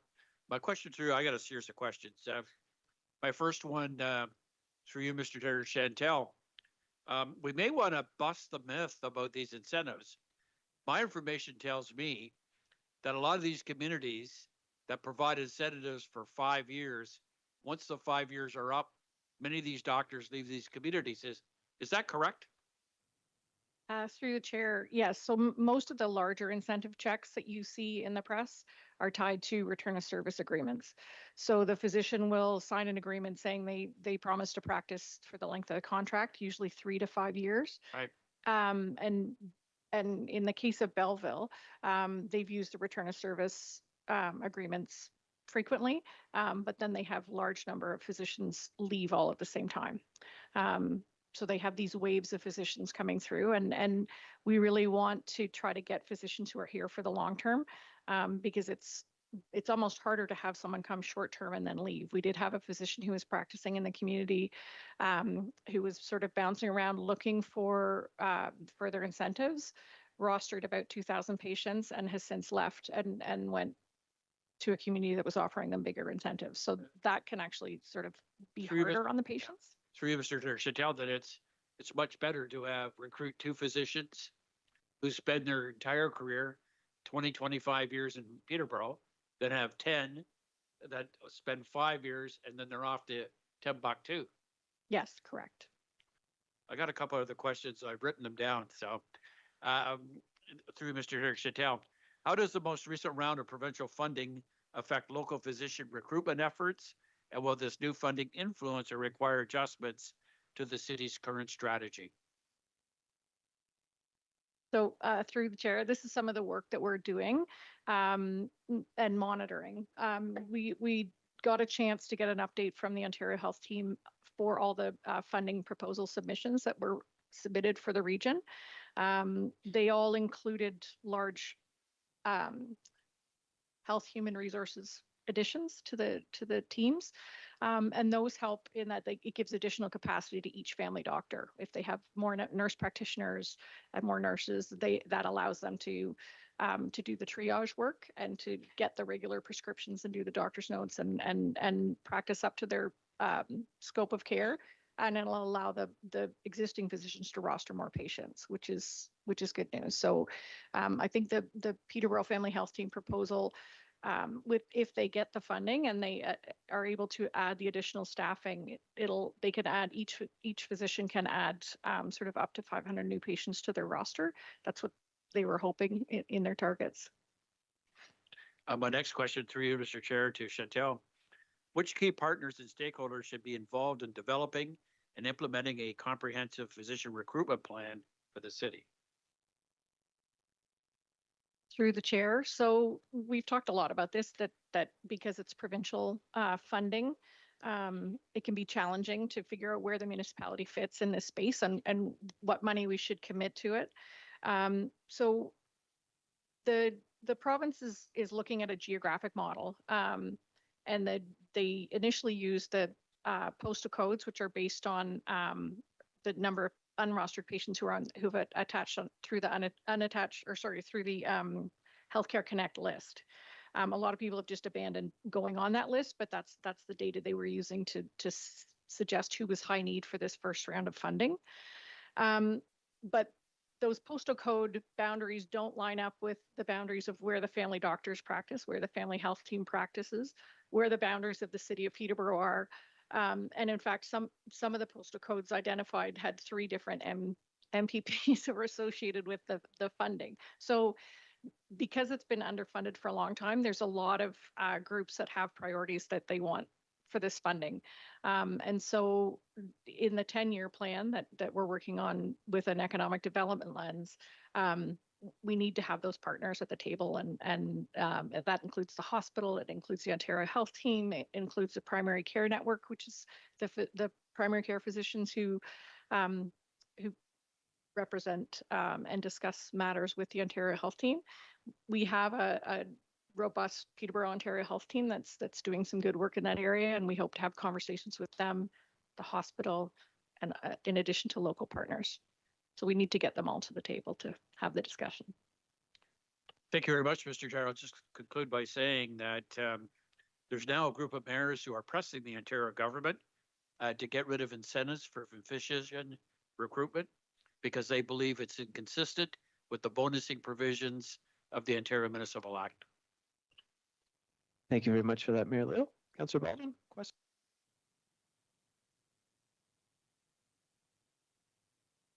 Thanks, Mr. Chair. And Daryl, thank you very much for being here. It's good to see you in council chambers. I have a comment first, Mr. Chair, and then I'm going to direct it to Chantel, if I might. I want to thank Chantel for getting back to me in a very expeditious fashion. I called Service Peterborough, Your Worship, last week trying to get a hold of our doctor recruiter. And probably within a half an hour, I was at fault because I know Chantel phoned back, and I was doing some other council work. When I came back to City Hall, lo and behold, we had a conversation that very day. So kudos to Service Peterborough, and more importantly, kudos to you, Chantel, for getting back to me in a very timely way. I really do appreciate it. And that leads to my first question, Mr. Chair. The nature of the call was a constituent who was looking for a new family doctor. Chantel was able to give me some information that I was able to communicate back to that resident. And with respect to the pharmacy doctor, Dr. DeFoss, I was interested in Daryl's presentation. It's already rostered 2,200. So the first question is that doctor at max now? Because what we've learned over the last several years here at council is new family physicians are looking to roster perhaps half that 2,200 for a more balanced lifestyle. I'm wondering if you could comment on that first. Certainly, through the chair. So Dr. Tafaz is, he works on, in the appendix, there's some models of how physicians practice. He works under what's called a fee-for-service model. And so he can take on that number of patients. He doesn't roster them in the traditional sense of the family health organization physicians who get paid for the number of rostered patients throughout the year. And the number of patients that physicians roster in the family health organization model depends on if they do other work as well. So a physician who practices part-time, say 2.5 days or 3 days a week, in family practice, but also does some hospital work. They would typically start out with about 650 patients and up to about 1,200. A full-time family physician, once they've been in practice for about 5 years, that number goes up to around 1,800. And then, of course, we have some veteran family doctors who their practices have just grown through the family growth of their existing patients, and they have upward of 2,000 patients, 2,200 patients rostered. And so what the ministry is doing in terms of what they qualify as being rostered, it can be you are under the care of a nurse practitioner, you're being regularly seen by a family physician or someone who's in a fee-for-service environment. So if someone's working in a fee-for-service environment, they can practice longer hours, and only up to a certain amount they can determine whether or not they have to provide after-hours care in addition to their open office hours. The Family Health Organization model, based on how many patients you roster, dictates how many patients have to be seen on call during the day, how many after-hours clinic hours you have to support through that model. So there is a bit of a cap. Some fee-for-service people roster more than that, but I would hazard to say it's not good care because it's pretty tough to see that many patients unless you're working 12-hour days, 7 days a week, which some people are willing to do, but. Thank you for that. Mr. Chair, I know through you to Chantel, I know of at least one family unit where the husband and wife are physicians and they have retired, and in fact their children have taken over the practice. Is that something we may see more of in the future? I know it's a crystal ball question, but it's a great model. Through the chair, it is a great model. I think a lot of the physicians we see train in Peterborough through the Queen's program, or even who apply through that program, have been the offspring of existing family physicians, and that's certainly, I don't want to say it runs in the family, but certainly it's encouraged that they come in and take on that kind of practice.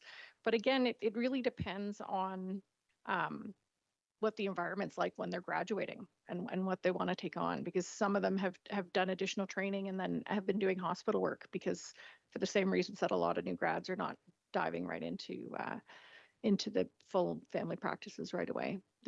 There have just been better options available, and ideally this funding will help change that and make them feel more supported. So we're hopeful for that for the future. Mr. Chair, just a couple other quick ones.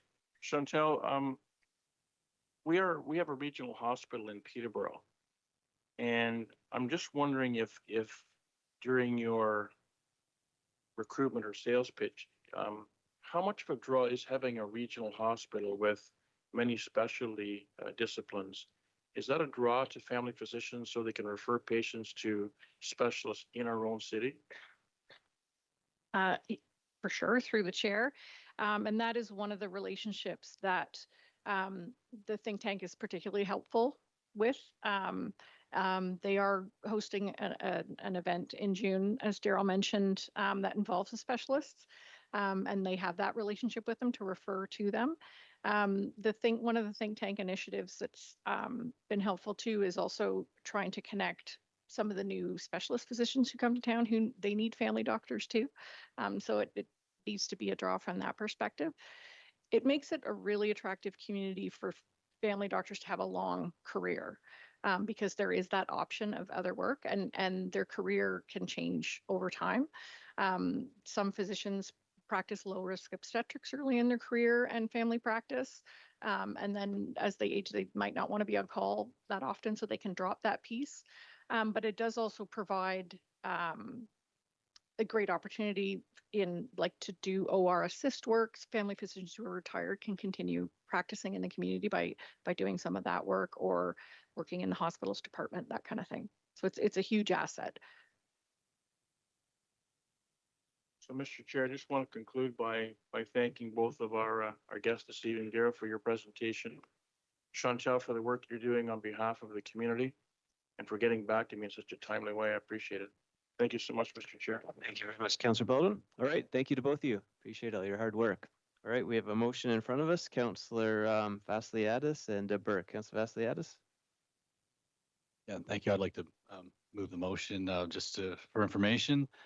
This is something that's been a bit of a journey in getting to this point, and you kind of reflect on it a little bit, and you think about how did we get here to this point. And I have to thank the mayor for a lot of his connections too, and the many meetings that we've had, and our CO Reina, great encouragement to finding the right people to piece this together. I have to look at some of the unique qualities on how we're approaching this, and it does come up what other cities are doing, and I can appreciate what other cities are doing. And the incentive jumping, that is something that we've heard of, is where again a position gets money, and then after their term's up, they go to another city. We're looking at even today okaying a rezoning application for 2 physicians that bought a building and are going to redevelop it and create more clinic space. That's great. That's a good news story. We should be talking about that too.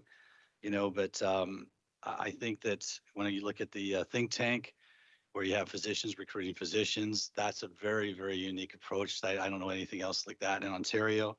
It's great to have a physician recruiter coordinator. You can see the expertise behind everything Chantel says. And I'll tell you, this is very complicated, and I'm just happy to be along for the ride, really, with it. And where the environment's constantly changing, there's more needs, there's more wants, and we're doing our best, I think, to adjust to that. But we have a lot more going for us than we did a year ago, that's for sure. And this has basically been a year since I think we implemented this in April, so it's a little over a year. So this is the results after a year. I do like looking at it more of in a 10-year span. I think that's more realistic when you can kind of piece something together and follow through. But of course, I do agree that you need results, which I have seen here. So that's a good thing too. But you can see all of a sudden the conversation's a more detailed, complicated conversation that we never had before about this. And so I know this is really important to people. And again, thank you to Daryl and Chantel today. It was really good to talk about this. And again, I'm glad everyone had a chance to ask questions. And of course, I know our constituents reach out to us on a regular basis about this. So I think we are on a good track. I know we're going to have to adjust as we go, which I would think that every municipality will be doing when it comes to physician recruitment. And of course, we're going to have to adjust to what the provincial government changes or brings to us too. So again, thank you to both of you. And yeah, thanks, guys. Thank you very much for that, Councillor Vasiliadis. Moved by Councillor Vasiliadis. I have Councillor Burke, Mayor Leal, and Councillor Duguay. Councillor Burke. Yeah, thank you so much, Chair Beamer, and through you to Councillor Vasiliadis and to the staff that presented. I just sort of echo what the previous speaker said, that this is a refreshing and invigorating update to a problem that we've had, that we've taken in-house, and I think that you guys have done really great work to move it forward. And also to Councillor Baldwin's point, Chantel, I've used that kind of info email that you've given us so many times, with just referring people to where they can access support. So things like that have been very, very helpful. Chair Beamer, I'd like to move an amendment to the report just to continue to enable this good work that we're doing. So can I read the amendment? Can I read the amendment first? I'll read it out, and then I'll just explain my rationale for moving it.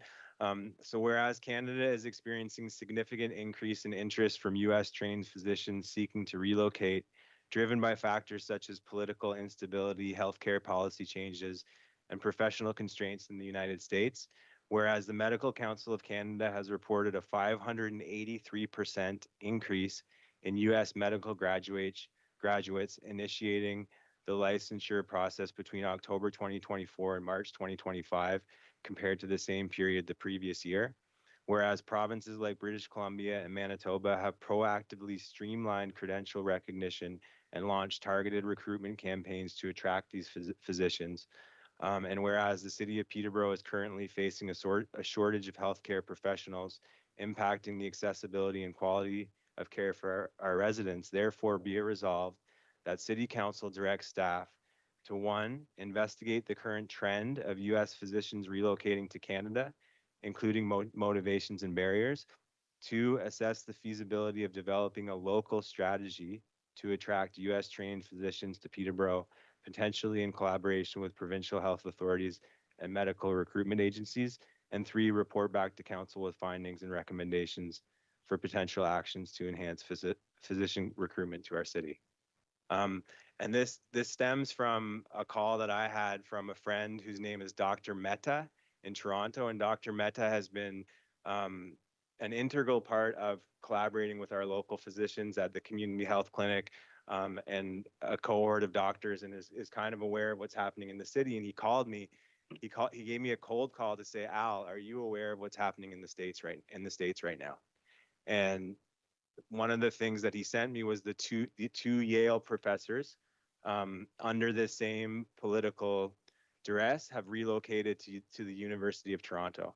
And he said to me that knowing the issues that the city of Peterborough is facing, that this is a golden and time sensitive moment where we need to be all over it to sort of capture the best that we can, this influx of doctors that are coming, that are looking to relocate from the United States to places in Canada. And so that's the reason for this addition to the report. The amendment is just an addition to the report, and its intention is just to enable our staff to follow through on this trend.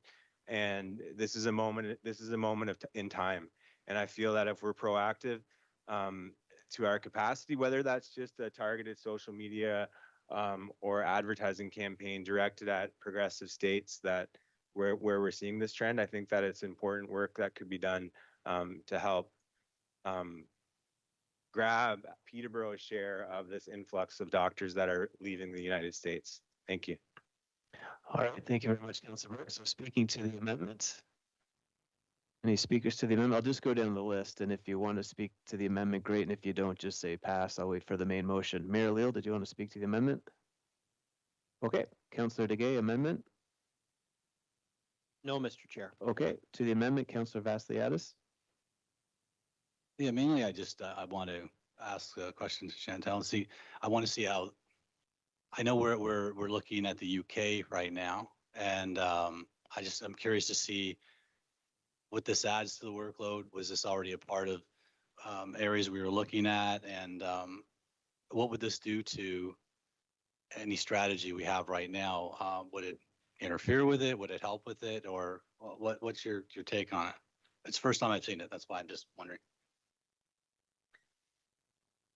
Okay, through the chair. It is part of the work that we're doing.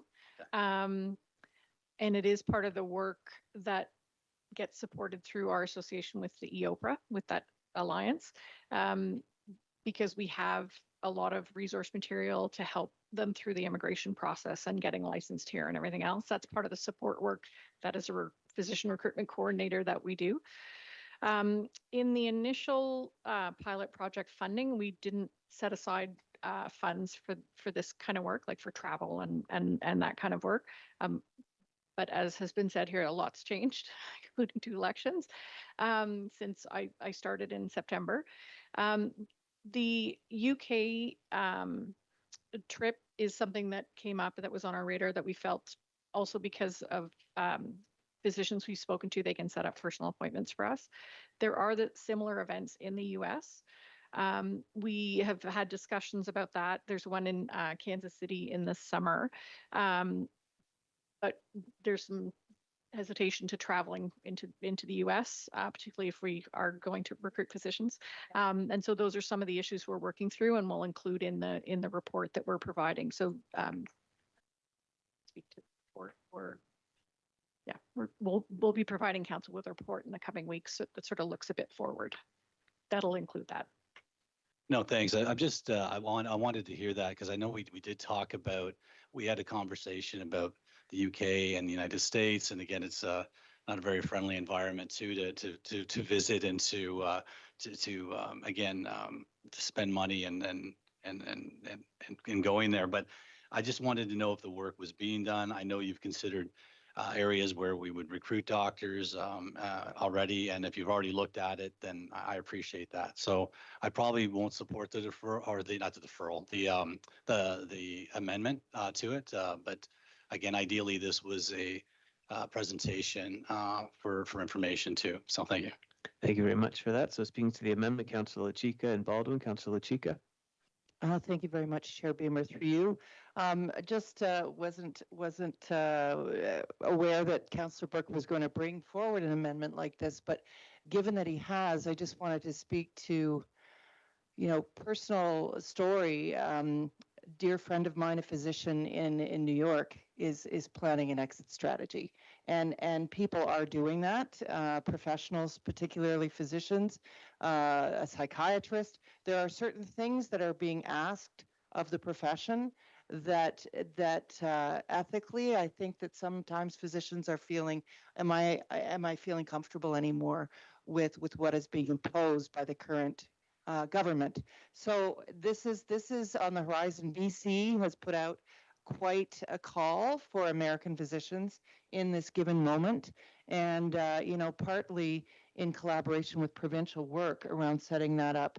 I'm sure that will continue to be. I don't think you were intending on travel as part of that recruitment, but just working with the province in terms of making sure that portal is accessible and available, that for physicians that are looking for that exit strategy from the U.S. It is timely and it is happening for professors and physicians. Thank you. Thank you very much. Speaking to the amendment, Councillor Baldwin and Burke for a second time. Councillor Baldwin. Question was asked by Councillor Vasiliadis and answered by Chantel. Thank you. Thank you very much, Councillor Baldwin. Councillor Burke, second time. Yeah, thanks, Chair Beamer, and appreciate the discussion. And I think that this is meant in no way to mess with the current work that's being done. This is just what happens in life. This is a trend that we're seeing that has happened where there's like a wave of people exiting the United States that are doctors, and they're looking to relocate their practices, and all that. The intention of the motion is not to actually physically go to the states where this is happening, but just to sort of have the information come back to council so that it's not coming from my mouth. The idea of this being a trend, we can actually hear what is actually happening, and then what can we from the city of Peterborough perspective do to capitalize on that trend, whether that be targeted social media ads, whether that be looking into the progressive states where these doctors are leaving and looking to relocate. I think it just helps. What I think it does is I think that it just helps target the work that we're going to do that was laid out in this report for information, right? Because a lot of that information was looking at how to create Peterborough to be like a welcoming place for people to come and relocate. It looked at social media engagement with specific sectors. So the motion is meant to just define that more centered around the trend of what we're seeing in the United States of the doctors that are looking to relocate, and hopefully at the end of the day trying to pick up some of those doctors. And the issue is urgent enough, as we're hearing, as we look at the numbers, the issue is urgent enough that I think it behooves us to look into every opportunity that we can to try to create a reaction to this problem that we're having. Thank you. All right. Amendment, Councillor Vasiliadis, second time. Councillor Real Miralil. Councillor Vasiliadis. Through you, Chair, just to Chantel again. So when we're looking at this amendment, I think you said you were doing. I mean, any opportunity coming to Peterborough, you're going to take that opportunity to recruit a physician, American physician, UK physician, right? So you're doing the work anyways, aren't you? Or was that what I was to understand? And again, whether I shouldn't have said travel to the United States, that's fine. You don't have to travel there. We don't have to talk about that. But I just want to clarify if the work's already being done. Is it? Through the chair. So as this is a pilot project and it's been developing over the last from when this project started and when council approved the funds, there have been a lot of changes and adaptations that we're looking at, including looking at it with an economic development lens and why this role was moved into the economic development side of things, because it is important. So that work is being done. The way we post positions through our recruitment software, that brings us candidates from all over when they're doing searches. So the work is being done, and both Daryl and Sarah before him and Jasper have been really good about allowing us to adapt and adapt to all the changes that are going on around us to do what's best for the city and for the taxpayer money that we're spending on this. Yeah, no, and I agree. I just think as I said in I think my first comments, it is about adjusting, and I have full confidence that you recognize this trend and that it could be something that, again, I know you're focusing on UK, and I understand why, that this would be something that you could add, or if you're already doing. Just wanted to clarify that. Thank you. Thank you very much for that, Councillor Vastianis. Councillor Reel? To the Chair, I think I'll support the amendment. The reason is I don't see any problem with heightening this amendment, that we can cast our net far and wide to try and find doctors. And because somebody has a trip planned to go to the UK to look for doctors, and certainly if you read the news media about what's happening in the States, and especially with the president and his assault on doctors, and certainly doctors that perform abortions or are not following in line with what the President of the United States feels is a Christian way for a doctor to act. They're being systemically carved out. And so doctors, a lot of them are looking to leave the States. And I can see one of the places for them wanting to come is a safe and acceptable and a welcoming country like Canada.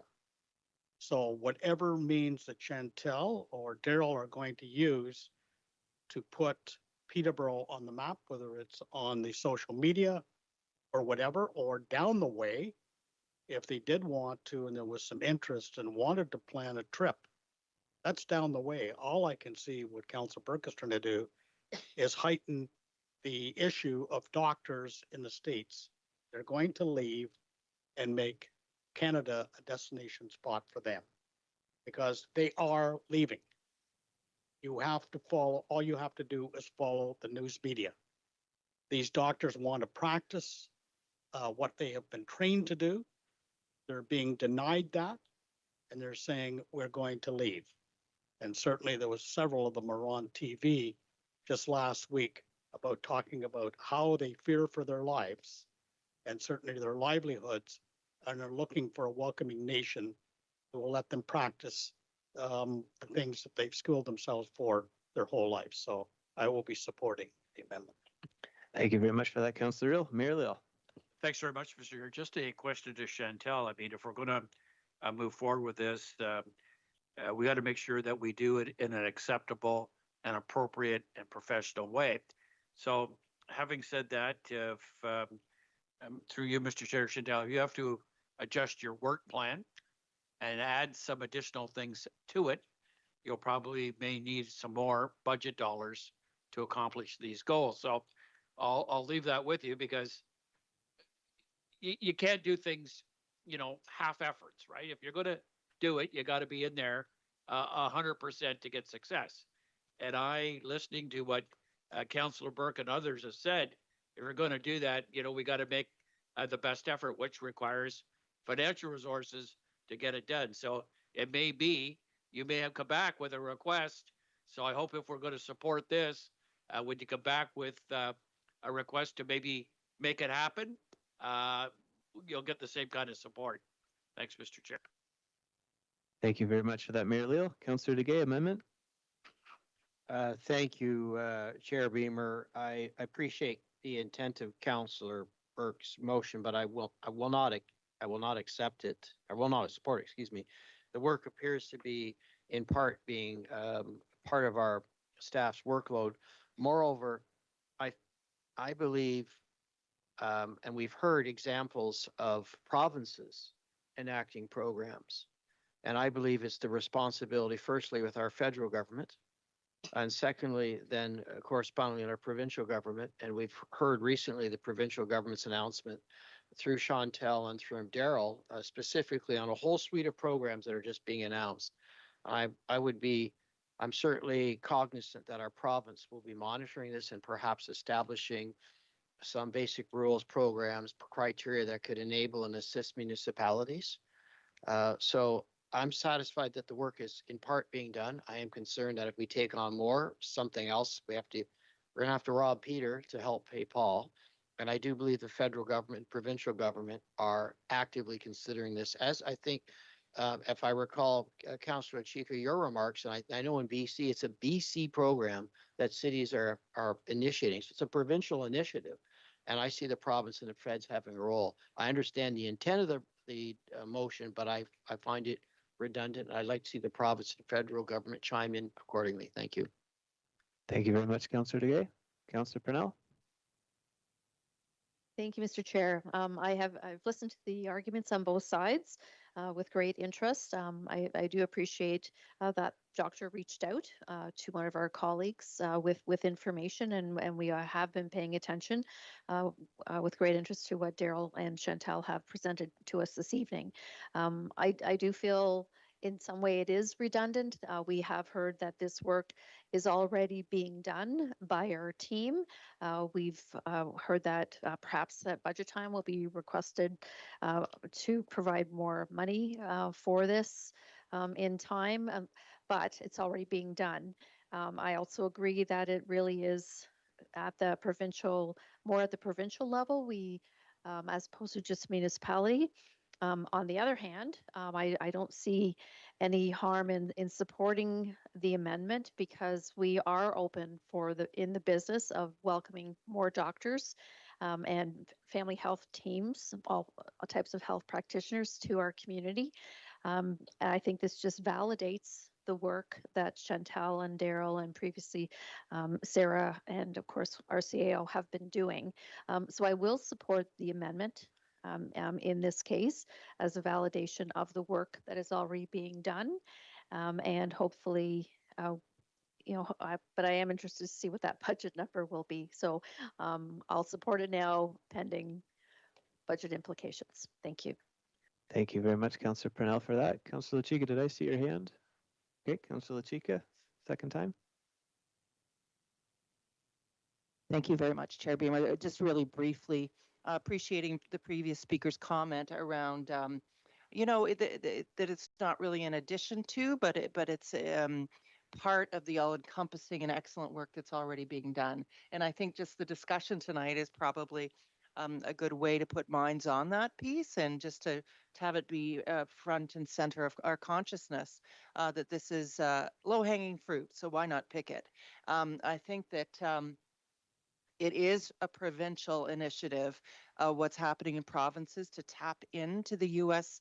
exodus of physicians. And it really is about plugging into what's happening in Ontario, finding out what our province is doing, because certainly our provincial leaders in that area are quite aware. And it's how can we tap into that locally and use it as a way to pick that low-hanging fruit. So I will be supporting the motion, and thank you so much for the discussion. Thank you very much for that, Councillor Chica. All right, we'll take a vote on the amendment moved by Councillor Burke.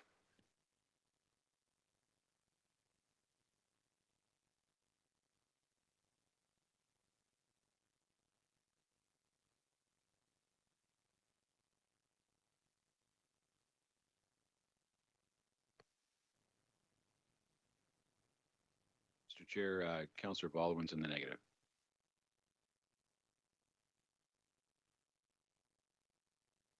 And that is carried. All right, so back to the main motion. We'll go A, receive for information, B, the amendment. Any further comments or questions to the main motion, A and B? Moved by Councillor Vassiliadis. We'll take a vote on the main motion.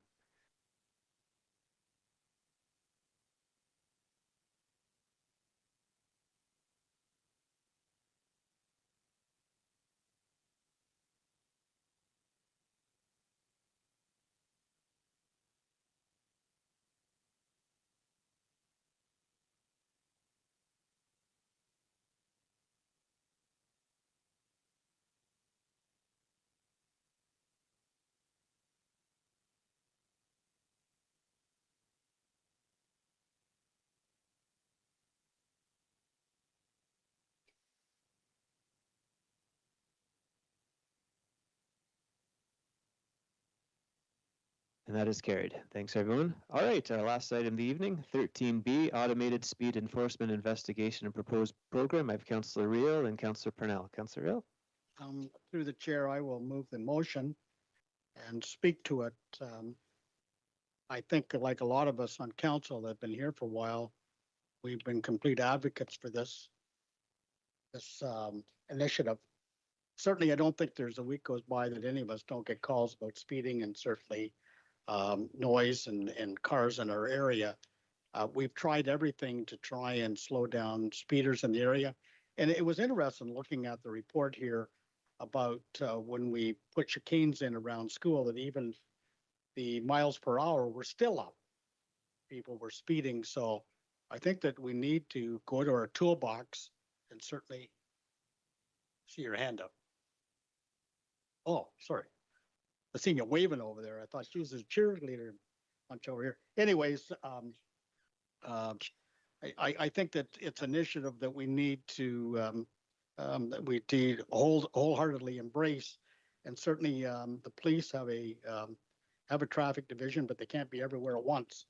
And certainly I think this is a tool for their use. And I know that the chief has said that he's fully endorses this type of initiative. I have a question for either Mr. Mallon or Mr. Giles that is here with tonight. Do you have any idea where the cameras may be placed?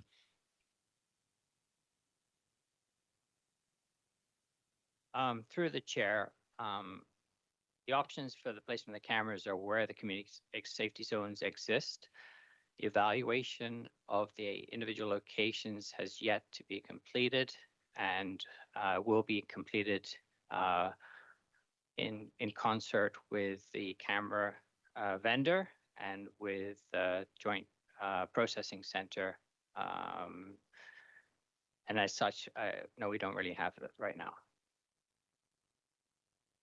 Certainly the reason I asked the question, because I was hoping that I could pin you down that there were several locations in my ward, and I have a list of them that could be the candidates for the first one.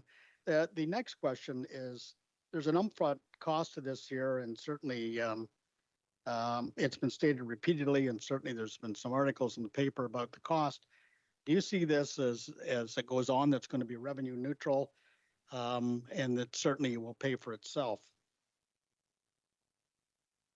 Through the chair, the report does suggest that this will be revenue neutral program.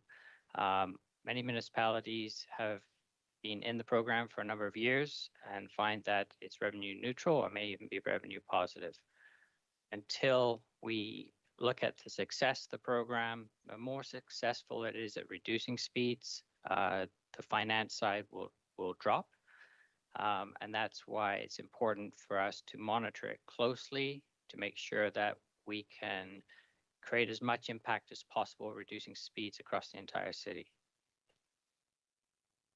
Through the chair to Mr. Malin, I want to thank you very much for taking me aside and educating me on the process you had to go through. I just thought we could buy these things, set them up, and away we go. And it's not the case. And certainly I want to thank you for the time that you took in your office to explain the process we have to go through, because there's also, when you're finding somebody for speeding, there has to be some sort of protection on the other side. So I want to personally thank you for the time that you took to explain the process to me. Thank you very much for that, Councillor Reel. Moved by Councillor Reel. So speakers to this report, Councillor Purnell, Hakey, Lachika, Burke, Duguay, Crowley. Councillor Purnell? Thank you, Mr. Chair. I will be supporting the recommendations also.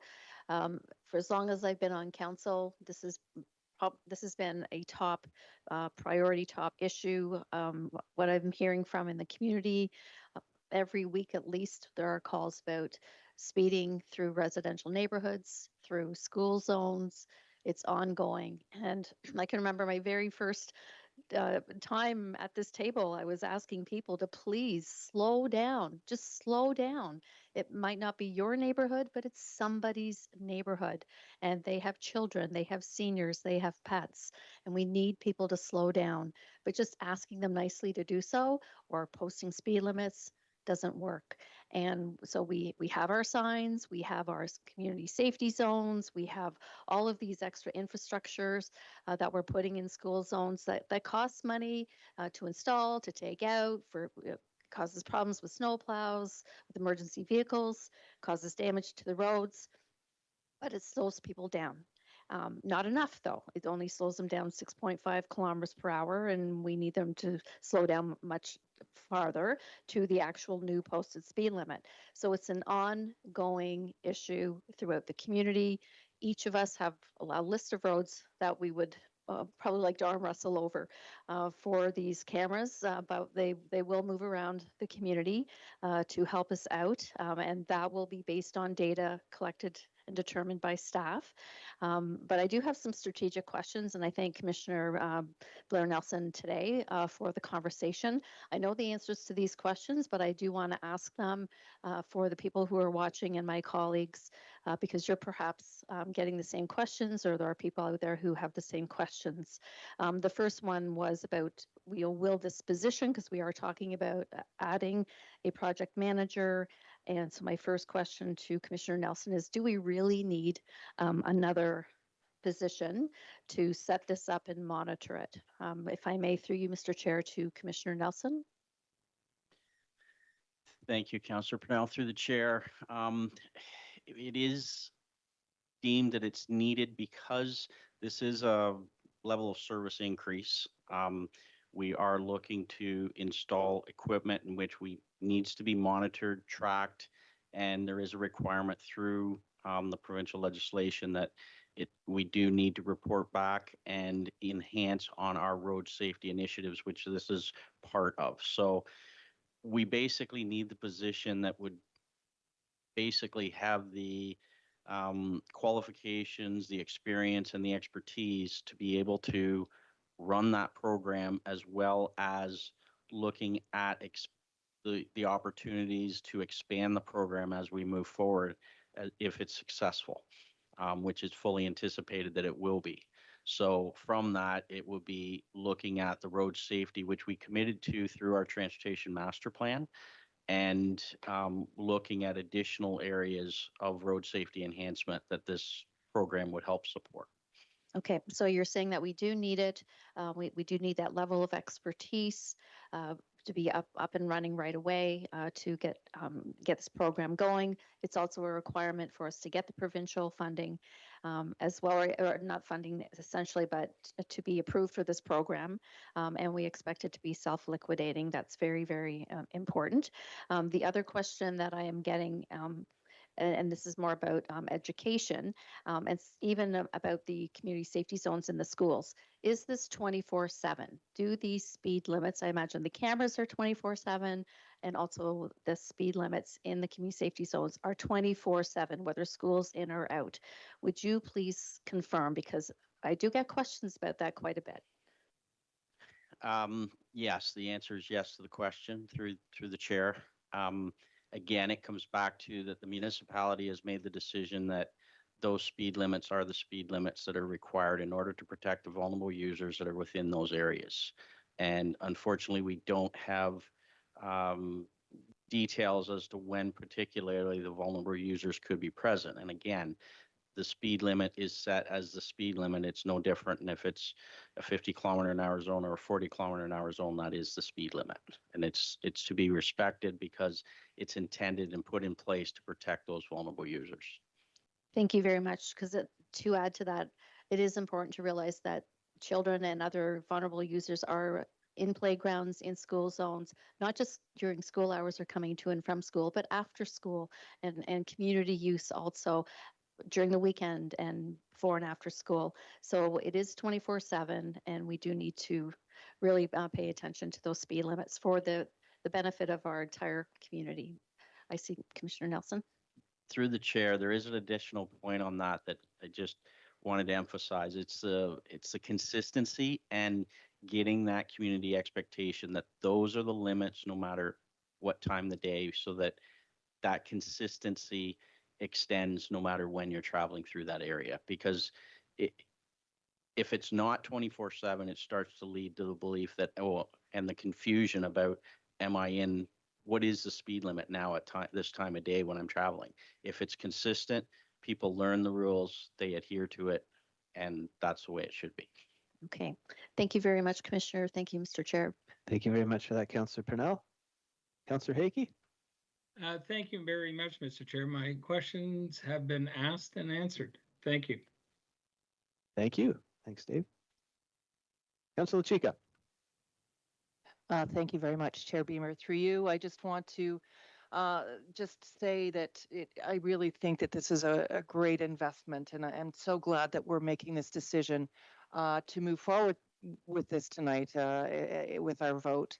I think that, you know, the 24/7 piece that Commissioner Nelson's emphasized is so key to changing our city into becoming a drive safe culture, because it really is a culture that we need to build of you know, a limit to speed, a safe speed in our city, because we have folks in wheelchairs, people that are cycling, people that happen to be on electric bicycles or motorcycles. So these transportation safety plans that municipalities have include something like this. So I'm so glad we're moving forward with it, with the expertise. And we are truly embracing a safe systems approach. So I thank Commissioner Nelson, Mr. Mallon, and the team for having done the work to make sure that we are in good stead with a better, safer culture of speed in our city. Thank you. Thank you very much for that, Councillor Chica. Councillor Burke? Thanks, Chair Beamer. Through you to Mr. Nelson, Commissioner Nelson, and Mr. Malin. I just want to also thank you guys for the work that you've done on this. My 3 kids go to Queen Mary School, and they have to cross, the younger kids for the kindergarten and the younger side of the school have to cross Monaghan with no light during rush hour. And I have seen firsthand the safety improvements that everyone in that neighborhood has found by the community safety zone being implemented. It has radically changed safety of those people for the better. So I appreciate that. And I also wanted to thank Mr. Mallon for so clearly the last time you were at council a few weeks ago, helping me understand the process of like how the speeding infractions are processed. And I think that by you giving us that information a few weeks ago, it really made this decision easy. I think that staff have made the right decision, and I support it. And I wish I knew what the threshold was, because I've been through those things a couple kilometers over and I never got a ticket. But we'll leave that for another day. The question I had was about one of the safety features that I think has been really great has been the bollards, like that mark the 40 kilometer, like the bollard. I think it's been amazing. But one thing that I've seen is that during the really busy, short windows, but very busy windows of pickup and drop off at schools, is that the streets can become really congested around those bollards, and it actually creates situations where there's only one lane if there's cars parked on either side. And I know that in part of this report, like parking, we talked about parking. Is there any plan through you guys or through the enforcement side to deal with that? Through the chair, I'll take an initial stab, and maybe Commissioner Potts may have some additional comment. But again, through this initiative, maybe some of the areas here is the recognition that, again, school zones are a challenge, I'll admit, especially during obviously the school in, school out times. And from that, it's a condition where maybe it is an option to look at as we expand, or look at the possible expansion of maybe the automated speed enforcement, some of those measures. But that's another initiative where, if it is revenue generating, that's possibly an area where we could look at expansion of additional enforcement services to basically clamp down on some of that. It just comes to a realization of availability of resources and the ability to monitor all those locations and be it everywhere at the same time, because unfortunately all schools are pretty much going in and out at the similar time. So I'll defer to Commissioner Potts if he has anything further to add to that. No, I think my colleague has adequately answered. Thank you. Thanks, Chair Beamer, and I'll finish with this thought and a question around it, but I think the other thing that I've witnessed has been during non-school times, people like really speeding through the zones and not following either the sign or the bollards or anything. And so has there been a discussion with the police about, helping us enforce the speed in these zones, especially maybe the zones that won't have the camera? Through the chair, I'll provide a little, but I'll defer to Mr. Mallon to maybe supplement. I do believe that we have shared some of that information back with the police. Again, challenge with resources and the ability in which the automated speed enforcement is looking to supplement or aid us in those areas. But again, I'll defer to Mr. Mallon if he has further comment on that. Yes, through the chair, the police have been working with us, resources for continual presence within these school zones is very difficult. And that's one of the reasons why the police chief is very supportive of this kind of technology. And I think that, our goal is to circulate to all the different locations where physically possible to cover as many school areas as we can. So. Thank you very much. Thank you very much for that, Councillor Brooke. I have Councillor Duguay, Crowley, Baldwin, Mayor Lille. Councillor Duguay. Thank you, Chair Beamer. I will support the initiative. I can advise my colleagues in the public, I have received, in this instance, more public comments in favor of the initiative than I have against. In fact, there was one singular comment in opposition. But I do have a question perhaps to Mr. Mallon or to Mr. Giles. I'd like to, if I could take you to Mr. Chairman, if this is appropriate, there was about the budget. I just wanted to understand the budget here, and I apologize for not asking this question earlier. But in your budget, you speak to a $489,000 cost over a 2-year term, and supplementing that would be a staff cost of $165,000. Is that cost roughly $489,000? Is that for over the 2-year term, or is that an annual cost? Through the chair, that is over the 2-year term. Thank you. And then if I might, Mr. Chairman, supplemental to Mr. Mallon, is the staff, the wage 165, is that with benefits or is that the base salary? Through the chair, that is with benefits, overhead, everything. Thank you. And then I'll just conclude by some quick comments. I happened to mention to Councillor Parnell, and I know we can all name streets. There's hundreds of them in this city where speeding is a reality. In fact, when the persons drive the speed limit, they're honked at, they're criticized. Most recently on my street, or Main Street, neighbor and I were chatting, we watched and observed people's driving habits. 6 cars in succession were all driving over 70 kilometers an hour, and they don't care. Now, similarly, we have community zones where that same behavior happens. But I can assure you it will happen once. When that person receives their ticket because they have not abided by the program, they will adjust their behavior accordingly. It only needs to happen once. And we have school zones, community zones that are there for a reason. And this is it's unfortunate that we're having to do this and expend this money to control bad driving behavior. Right? And that's really what this is all about. But it is necessary. It does allow for safe streets.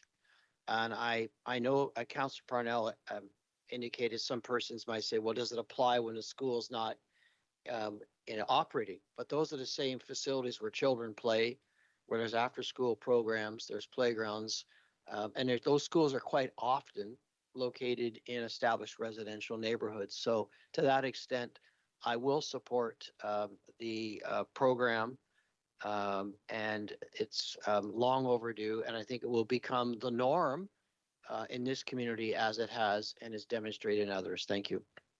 Thank you very much for that, Councillor Duguay. Councillor Crowley? Thank you. Through you, Chair, to Mr. Malin. One of the things in the report mentions restrict parking in community safety zones. Does that mean for streets like Woodglade, for example, it would be no parking in a community safety zone or a school safety zone? Is that what that means? So a street like Woodglade would be no parking. Through the chair, everything is site specific. Through Woodglade as an example, parking is permitted on both sides of the streets in certain areas. So to set up a speed camera in the boulevard or on the side of the road, we cannot have cars parking blocking the camera. So therefore, we're going to have to change or make an amendment to the parking bylaw to restrict parking in the location of the camera so that it can function as it should. Okay. No, that makes sense. And I know that you and I have been talking a lot over the last 2 years about automated speed enforcement and what it would look like, and some of this traffic calming that we just can't put in specific areas because of emergency travel or bus routes or whatever. So thank you so much, Peter, for that. I know that the concern that has been raised to me is the fact that a lot of our streets are designed to be safe at 60 kilometers an hour, and that this could potentially be just a cash grab or a driver tax against users who are using our roads. I think one of the things that we heard last winter during our police information sessions was we only have a handful of policemen that are officers that are able to monitor speeding in the city and in the county at any particular time. And even when there are issues in community safety zones or school safety zones, calling the police sometimes or notifying the police that there's an increase in speeding doesn't always lead to police enforcement because they're just so busy and they can't be everywhere all at once. So this would allow the police to not have to focus so much on specific areas of the city because people are now aware that there's a camera enforcement component to it. But no, I thank Commissioner Potts as well, because I know that you and I met with the Attorney General's office last year. We met with him and discussed the AMP system and how that would work, and looking into the processing of enforcement last year at AMO. So that was a great experience, and I think we had some really great conversations. So the fact that all of this has come out of that, it's a really positive thing. So yeah, so I'm going to support the motion, and thank you so much, and I'll leave it at that. Thank you very much for that, Councillor Crowley. Councillor Baldwin? Thanks, Mr. Chair, and thanks to Commissioner Nelson, Mr. Malin, and Mr. Giles for all their work leading up to this report. Peter, looking at the analysis that was done, the 17 zones, and we looked at a reduction of, I think it was 5.1 kilometers, and another area was 11 point something. That was the average. When these cameras go in, are we going to be putting them potentially in locations, let's say, where there are 9,000 cars a day with perhaps a lower threshold of speed, or are we going to put them into a location where there may be 500 cars per day, but they're 11 kilometers over? Do you have any sense of what might happen with respect to location? Through the chair, the Ontario Traffic Council guideline has specific elements to it that helps you assess the locations. So if you have less than 1,000 vehicles a day, you score so many points, and it's not very high. The higher the volume, the higher the points, the higher the risk. And same goes for the vulnerable users that are in the area, the length of the zone. There's many different criteria. So to answer your question, we will be evaluating all of the locations, and that will inform us, where to locate the cameras to be most effective for reducing speeding. Okay, thank you for that. Through the chair, I guess back to Peter. Project pilots for 2 years, 4 cameras. If the cameras produce positive results, in other words, we're putting the cameras in to Councillor Crowley's inference from some people, a cash cow. We're really putting in the cameras, as I see it, to make the community safety zones safe. That's what we're doing. If there's money that comes from that, and we know there will be, but the real objective of this is to make our streets safer. If that's the case, that we do see a decrease in speeding, is the ultimate goal? We have 4 cameras. We have 30 school safety zones right now. Is the goal potentially to get a camera in every school safety zone to make it safe throughout the whole city? Would that be the ultimate goal? Through the chair, I wouldn't say that the goal is to put a camera in every location. The goal is to look at the speeds and the conditions of each of the school's safety zones. There are possibly safety zones out there on local streets that lead up to a school within a school area that isn't as extreme as an arterial road or a high capacity collector road. I think we're looking to reduce the speed in all school zones, whether the camera is the tool or whether there's some other engineering initiatives that we can put in there to do the same thing. Okay, thank you for that. I guess the other thing, Mr. Chair, is that, Peter, when I was driving today on Lansdowne Street in Clonsilla, and I went by Holy Cross School, it was in the community safety zone, and the kilometers per hour were 50. And I know that was on a 4-lane arterial, I guess. And then when I get home to my area, over on River Road South by St. Patrick's School and Atomi Valley School, the high speed in the community safety zone was 40. Can you explain the difference? Because I just don't know. Through the chair, the Lansdowne Street area that is 50 kilometers an hour is quite remote from the high school. The high school has a separate entrance. There are students who walk along Lansdowne Street who go to the school, and they are obviously an older age rather than a public school. And the fact that it is remote from the actual school. However, we recognize that community safety zone at 50 kilometers an hour will get the attention of the drivers and keep the people walking along Lansdowne Street, safer than it is when they're at, doing 60 kilometers an hour.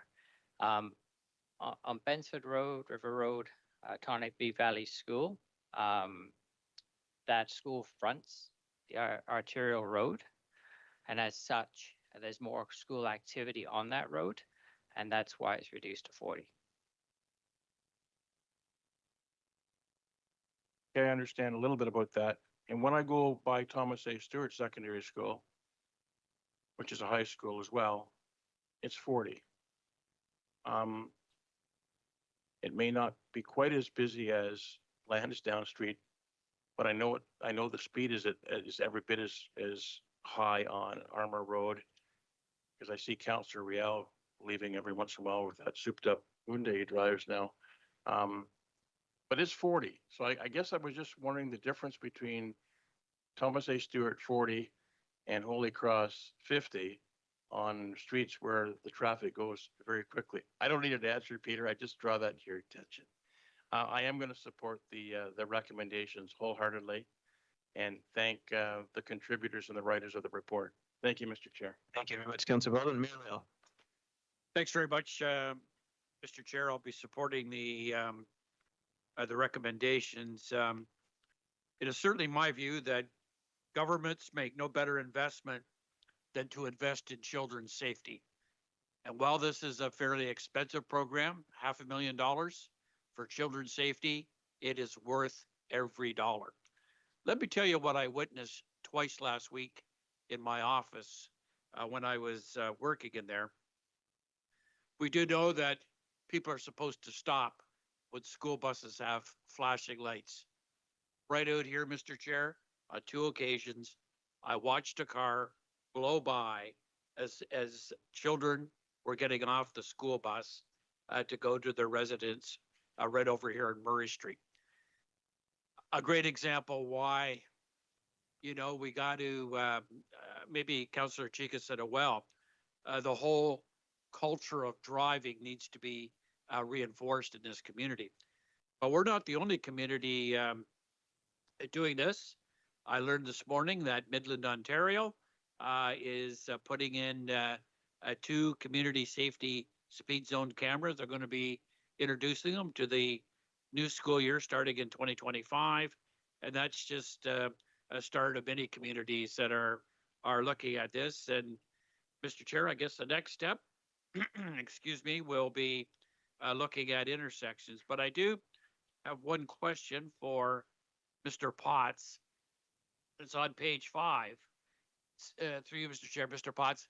Since the Ontario government no longer sends out renewals for license plate stickers, how are we going to track people that don't pay their fines? Because I remember I'm guilty a number of years ago when I went in to get my license plate sticker renewed. I think I had a charge for 407 and a speeding ticket. So I had to pay them all. It was a highway speeding ticket. So I had to pay them all one time in order to get my sticker renewed. So it probably added up to $200 that day. So. But a contribution to the Ontario government, it was well worth it. I was probably in the MPP at the time, so helped to pay my salary. Well, Mr. Chair, we would characterize that as a good news story. For me, in terms of the plate renewal process, it has historically provided a convenient and predictable occasion on which there's coming to terms, I suppose. And so, as a practical matter, and it is an excellent question because that is one of the issues. Actually collecting at the end of the day. But certainly with the plate reader technology and ultimately, apprehending vehicles, there are some discussions though about additional measures perhaps that should be available for collection purposes. Some of those discussions have yet to continue. Thanks very much, Mr. Chair. Thank you very much, Mayor. Any further comments or questions? Councillor Baldwin, the second time. Yeah, just very quickly, Mr. Chair, I just wanted to make a quick comment about Councillor Duguay that said that, a person will only have to get fined once. I know from personal experience in my family that one of my children goes through a school safety zone and he's now picked up 4 of these. So maybe a slow learner. Thank you, Councillor Baldwin. Any further comments or questions? Councillor Purnell, a second time. Sorry, just a little PSA. If I'm asking for leniency, a lot of people out there are actually driving with expired driver's licenses because they aren't receiving notifications, automatic notifications anymore. We used to get these in the mail saying it's time to renew your license. That doesn't happen anymore, but you can go to the provincial website and sign up for them to send you electronic reminders to renew your driver's license. Because sometimes you can end up in some pretty precarious situations where you need valid ID and your driver's license is invalid. So sign up for that automatic or that digital reminder. Because anyway, that's my public service announcement for this evening, Mr. Chair. Thank you very much, Councillor Purnell. All right, moved by Councillor Real. We'll take a vote.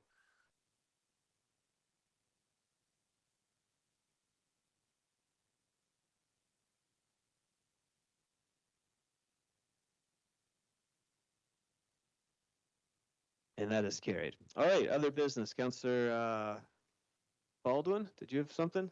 Mayor Leal?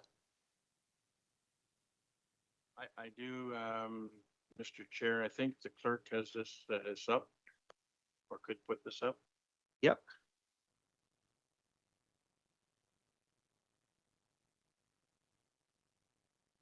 So, Mr. Chair, I'm going to move this particular motion.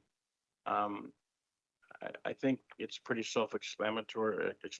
We want to have the provincial government provide some clarity with respect to enforcing our enforcement with the parks bylaw. So it's there for colleagues to consider. I think under the now therefore be it resolved section 1 section 2A and 2B are the essence of that. So I'll leave it there, and I'm happy to move the motion. And should there be questions, I'll defer that to Commissioner Potts. Thank you very much, Councilor Belden.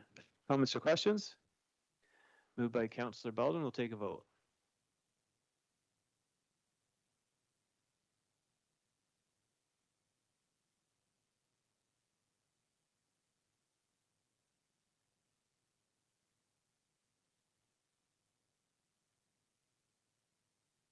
And that is carried.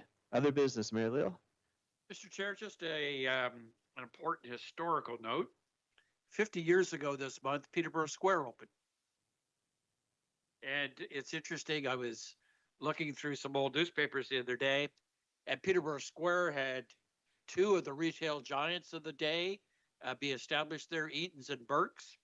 The Canadian Pacific had a flagship hotel called the Red Oak Inn. And it was interesting to read some of the council debates of the early 70s. And I just, 50 years later, pay tribute to the late Doug Galvin, who was mayor, the late Jack Doris, who was an alderman at that time. Those two individuals were the real drivers for Peterborough Square. There was no referendums. There was no plebiscites. The elected leaders of the day made a decision to acquire property and to rejuvenate downtown Peterborough. 50 years ago this month, Mr. Chair. Very good. Thank you, Mayor Leo. Very good. Other business, Councilor Chika. Thank you very much. Through you, Chair Beamer, I'll try to be fairly swift with this. This is something that's come out of our just a meeting from a few days ago, our infrastructure planning and growth management. I thank Councillor Duguay, the co-liaison with me in that portfolio, for seconding it. It really is, you know, we talk about we're building homes swiftly, we have safer systems in place, but with the legislation that has been hasty and swift as well, we need to make sure that we're preserving and protecting what's important to us on our cityscape. PACAC meets regularly to make those decisions, and we know that amendments to Bill 23 has insisted that anything that is not designated by December 31st, 2026, it comes off the list. So PACAC has been working hard, the Peterborough Architectural Advisory Committee, to prioritize 53 really important edifices, buildings in our city that we need to make sure come to council before that deadline.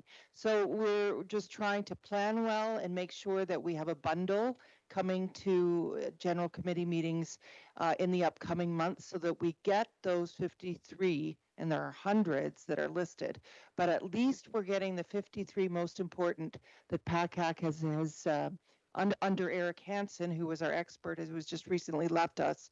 There are 53 that are very important to bring forward. So that's why it's here. It's kind of spontaneous, but it's just come out of our meeting in the last few days.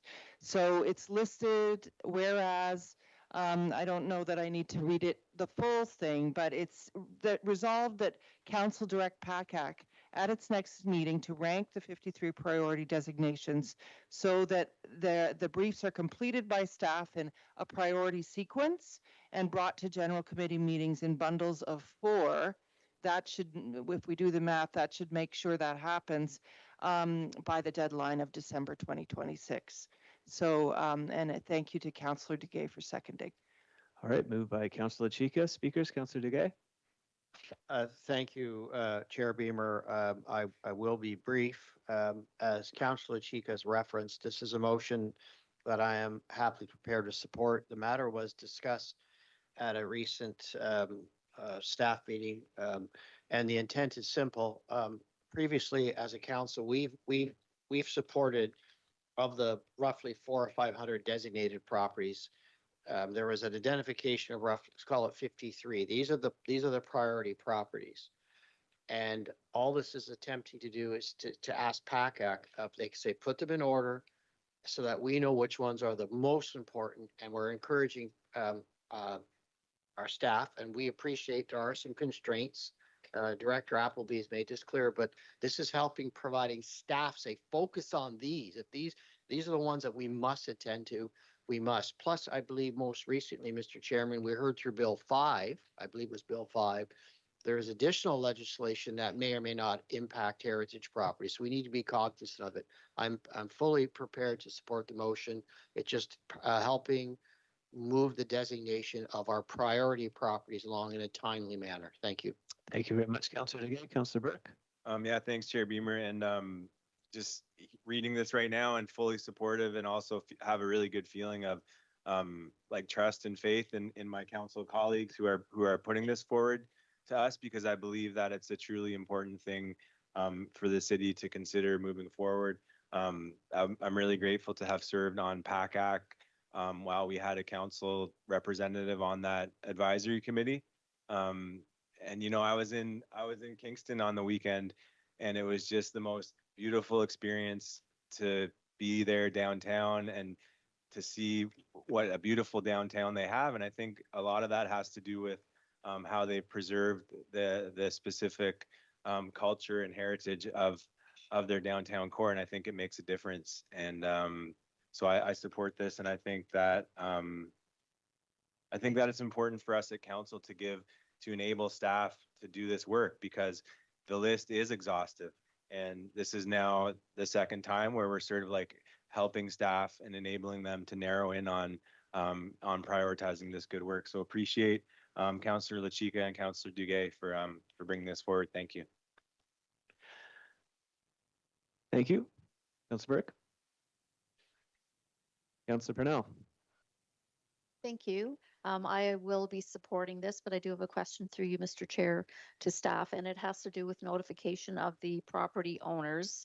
I think that is a very important piece of this, that the people who own these properties need to know about the process and that they're being considered for designation, and ideally that they're supportive of it. So through you, Mr. Chair, to whoever would like to answer that, Director Appleby, can you please tell me about the notification process for this, please, sir? Through the chair, all the folks who are on the list of properties of, I guess 53 now, have already been notified earlier this year that their properties are being considered for designation. When those properties go to PACAC for their review, if PACAC is inclined to support or make a recommendation to council to designate, then an additional notice would go to those folks immediately after the PACAC meeting before it comes to council, so that they have opportunity to meet with staff, discuss, have any questions answered, and also that opportunity then to be able to delegate at council when the time comes. Thank you. And a further question. So will whether they are supportive or not of designation of their property, will that be included in the report to council, Director Appleby? Through the chair, if that information is available at the time of writing the report, we would put it in the report. Thank you very much, Councillor Purnell. Councillor Hakey. Thank you very much, Mr. Chair. This is something that everybody knows. My history, I can't support. I do not support, never have supported, and designating somebody else's property that somebody else doesn't own. And I realize this isn't a designation; it's more or less a warning flag. But when and I had this recently with a very large old property in the city a month ago. The people called me up and they're worried about the designation of it because it is on the list. They said, you know, we bought this. This was our retirement. And regardless of what anybody says, I can tell you emphatically, when you designate a property, it's a stigma in 99% of the time. It's a stigma on the property. It limits something you can do, whether it's outside, in some cases inside, very rare inside. My understanding is there's about 7 to 11 properties in the city that have designations on the inside. But when you limit what you can do with private property, you're affecting the value. And that's the biggest concern that I have. And I know we could argue this all night long, go back and forth, but I can tell you when you restrict a use, you restrict the value. If the property owner is in favor of it, have at it. Go right ahead. So I understand I understand prioritizing these, but my belief is it's not something I can support when you go against an owner's wishes. Thank you. Thank you very much for that, Councillor Hakey. Councillor LaChica, second time. Thank you through you, Chair Beamer. Thank you for expressing all that, the previous speaker, Councillor Hakey. You know, this is really just speaking to what is provincially legislated, what is a provincial department, and the guidelines, well, the guidelines, the actual principles of how this occurs in every municipality in Ontario is outlined through provincial PPM. So we're trying to do our due diligence. We are a precious architectural city. There are beautiful buildings in this city. There are more than 500 that were listed.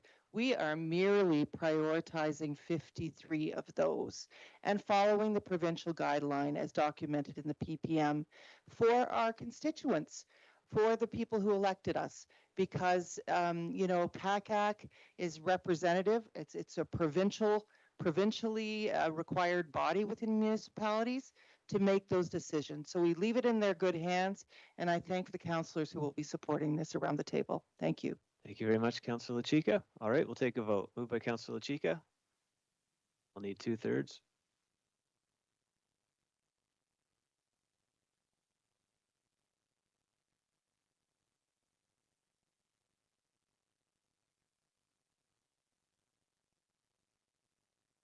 And that is carried. Motion to adjourn, Councillor Vassiliadis. We'll take a vote.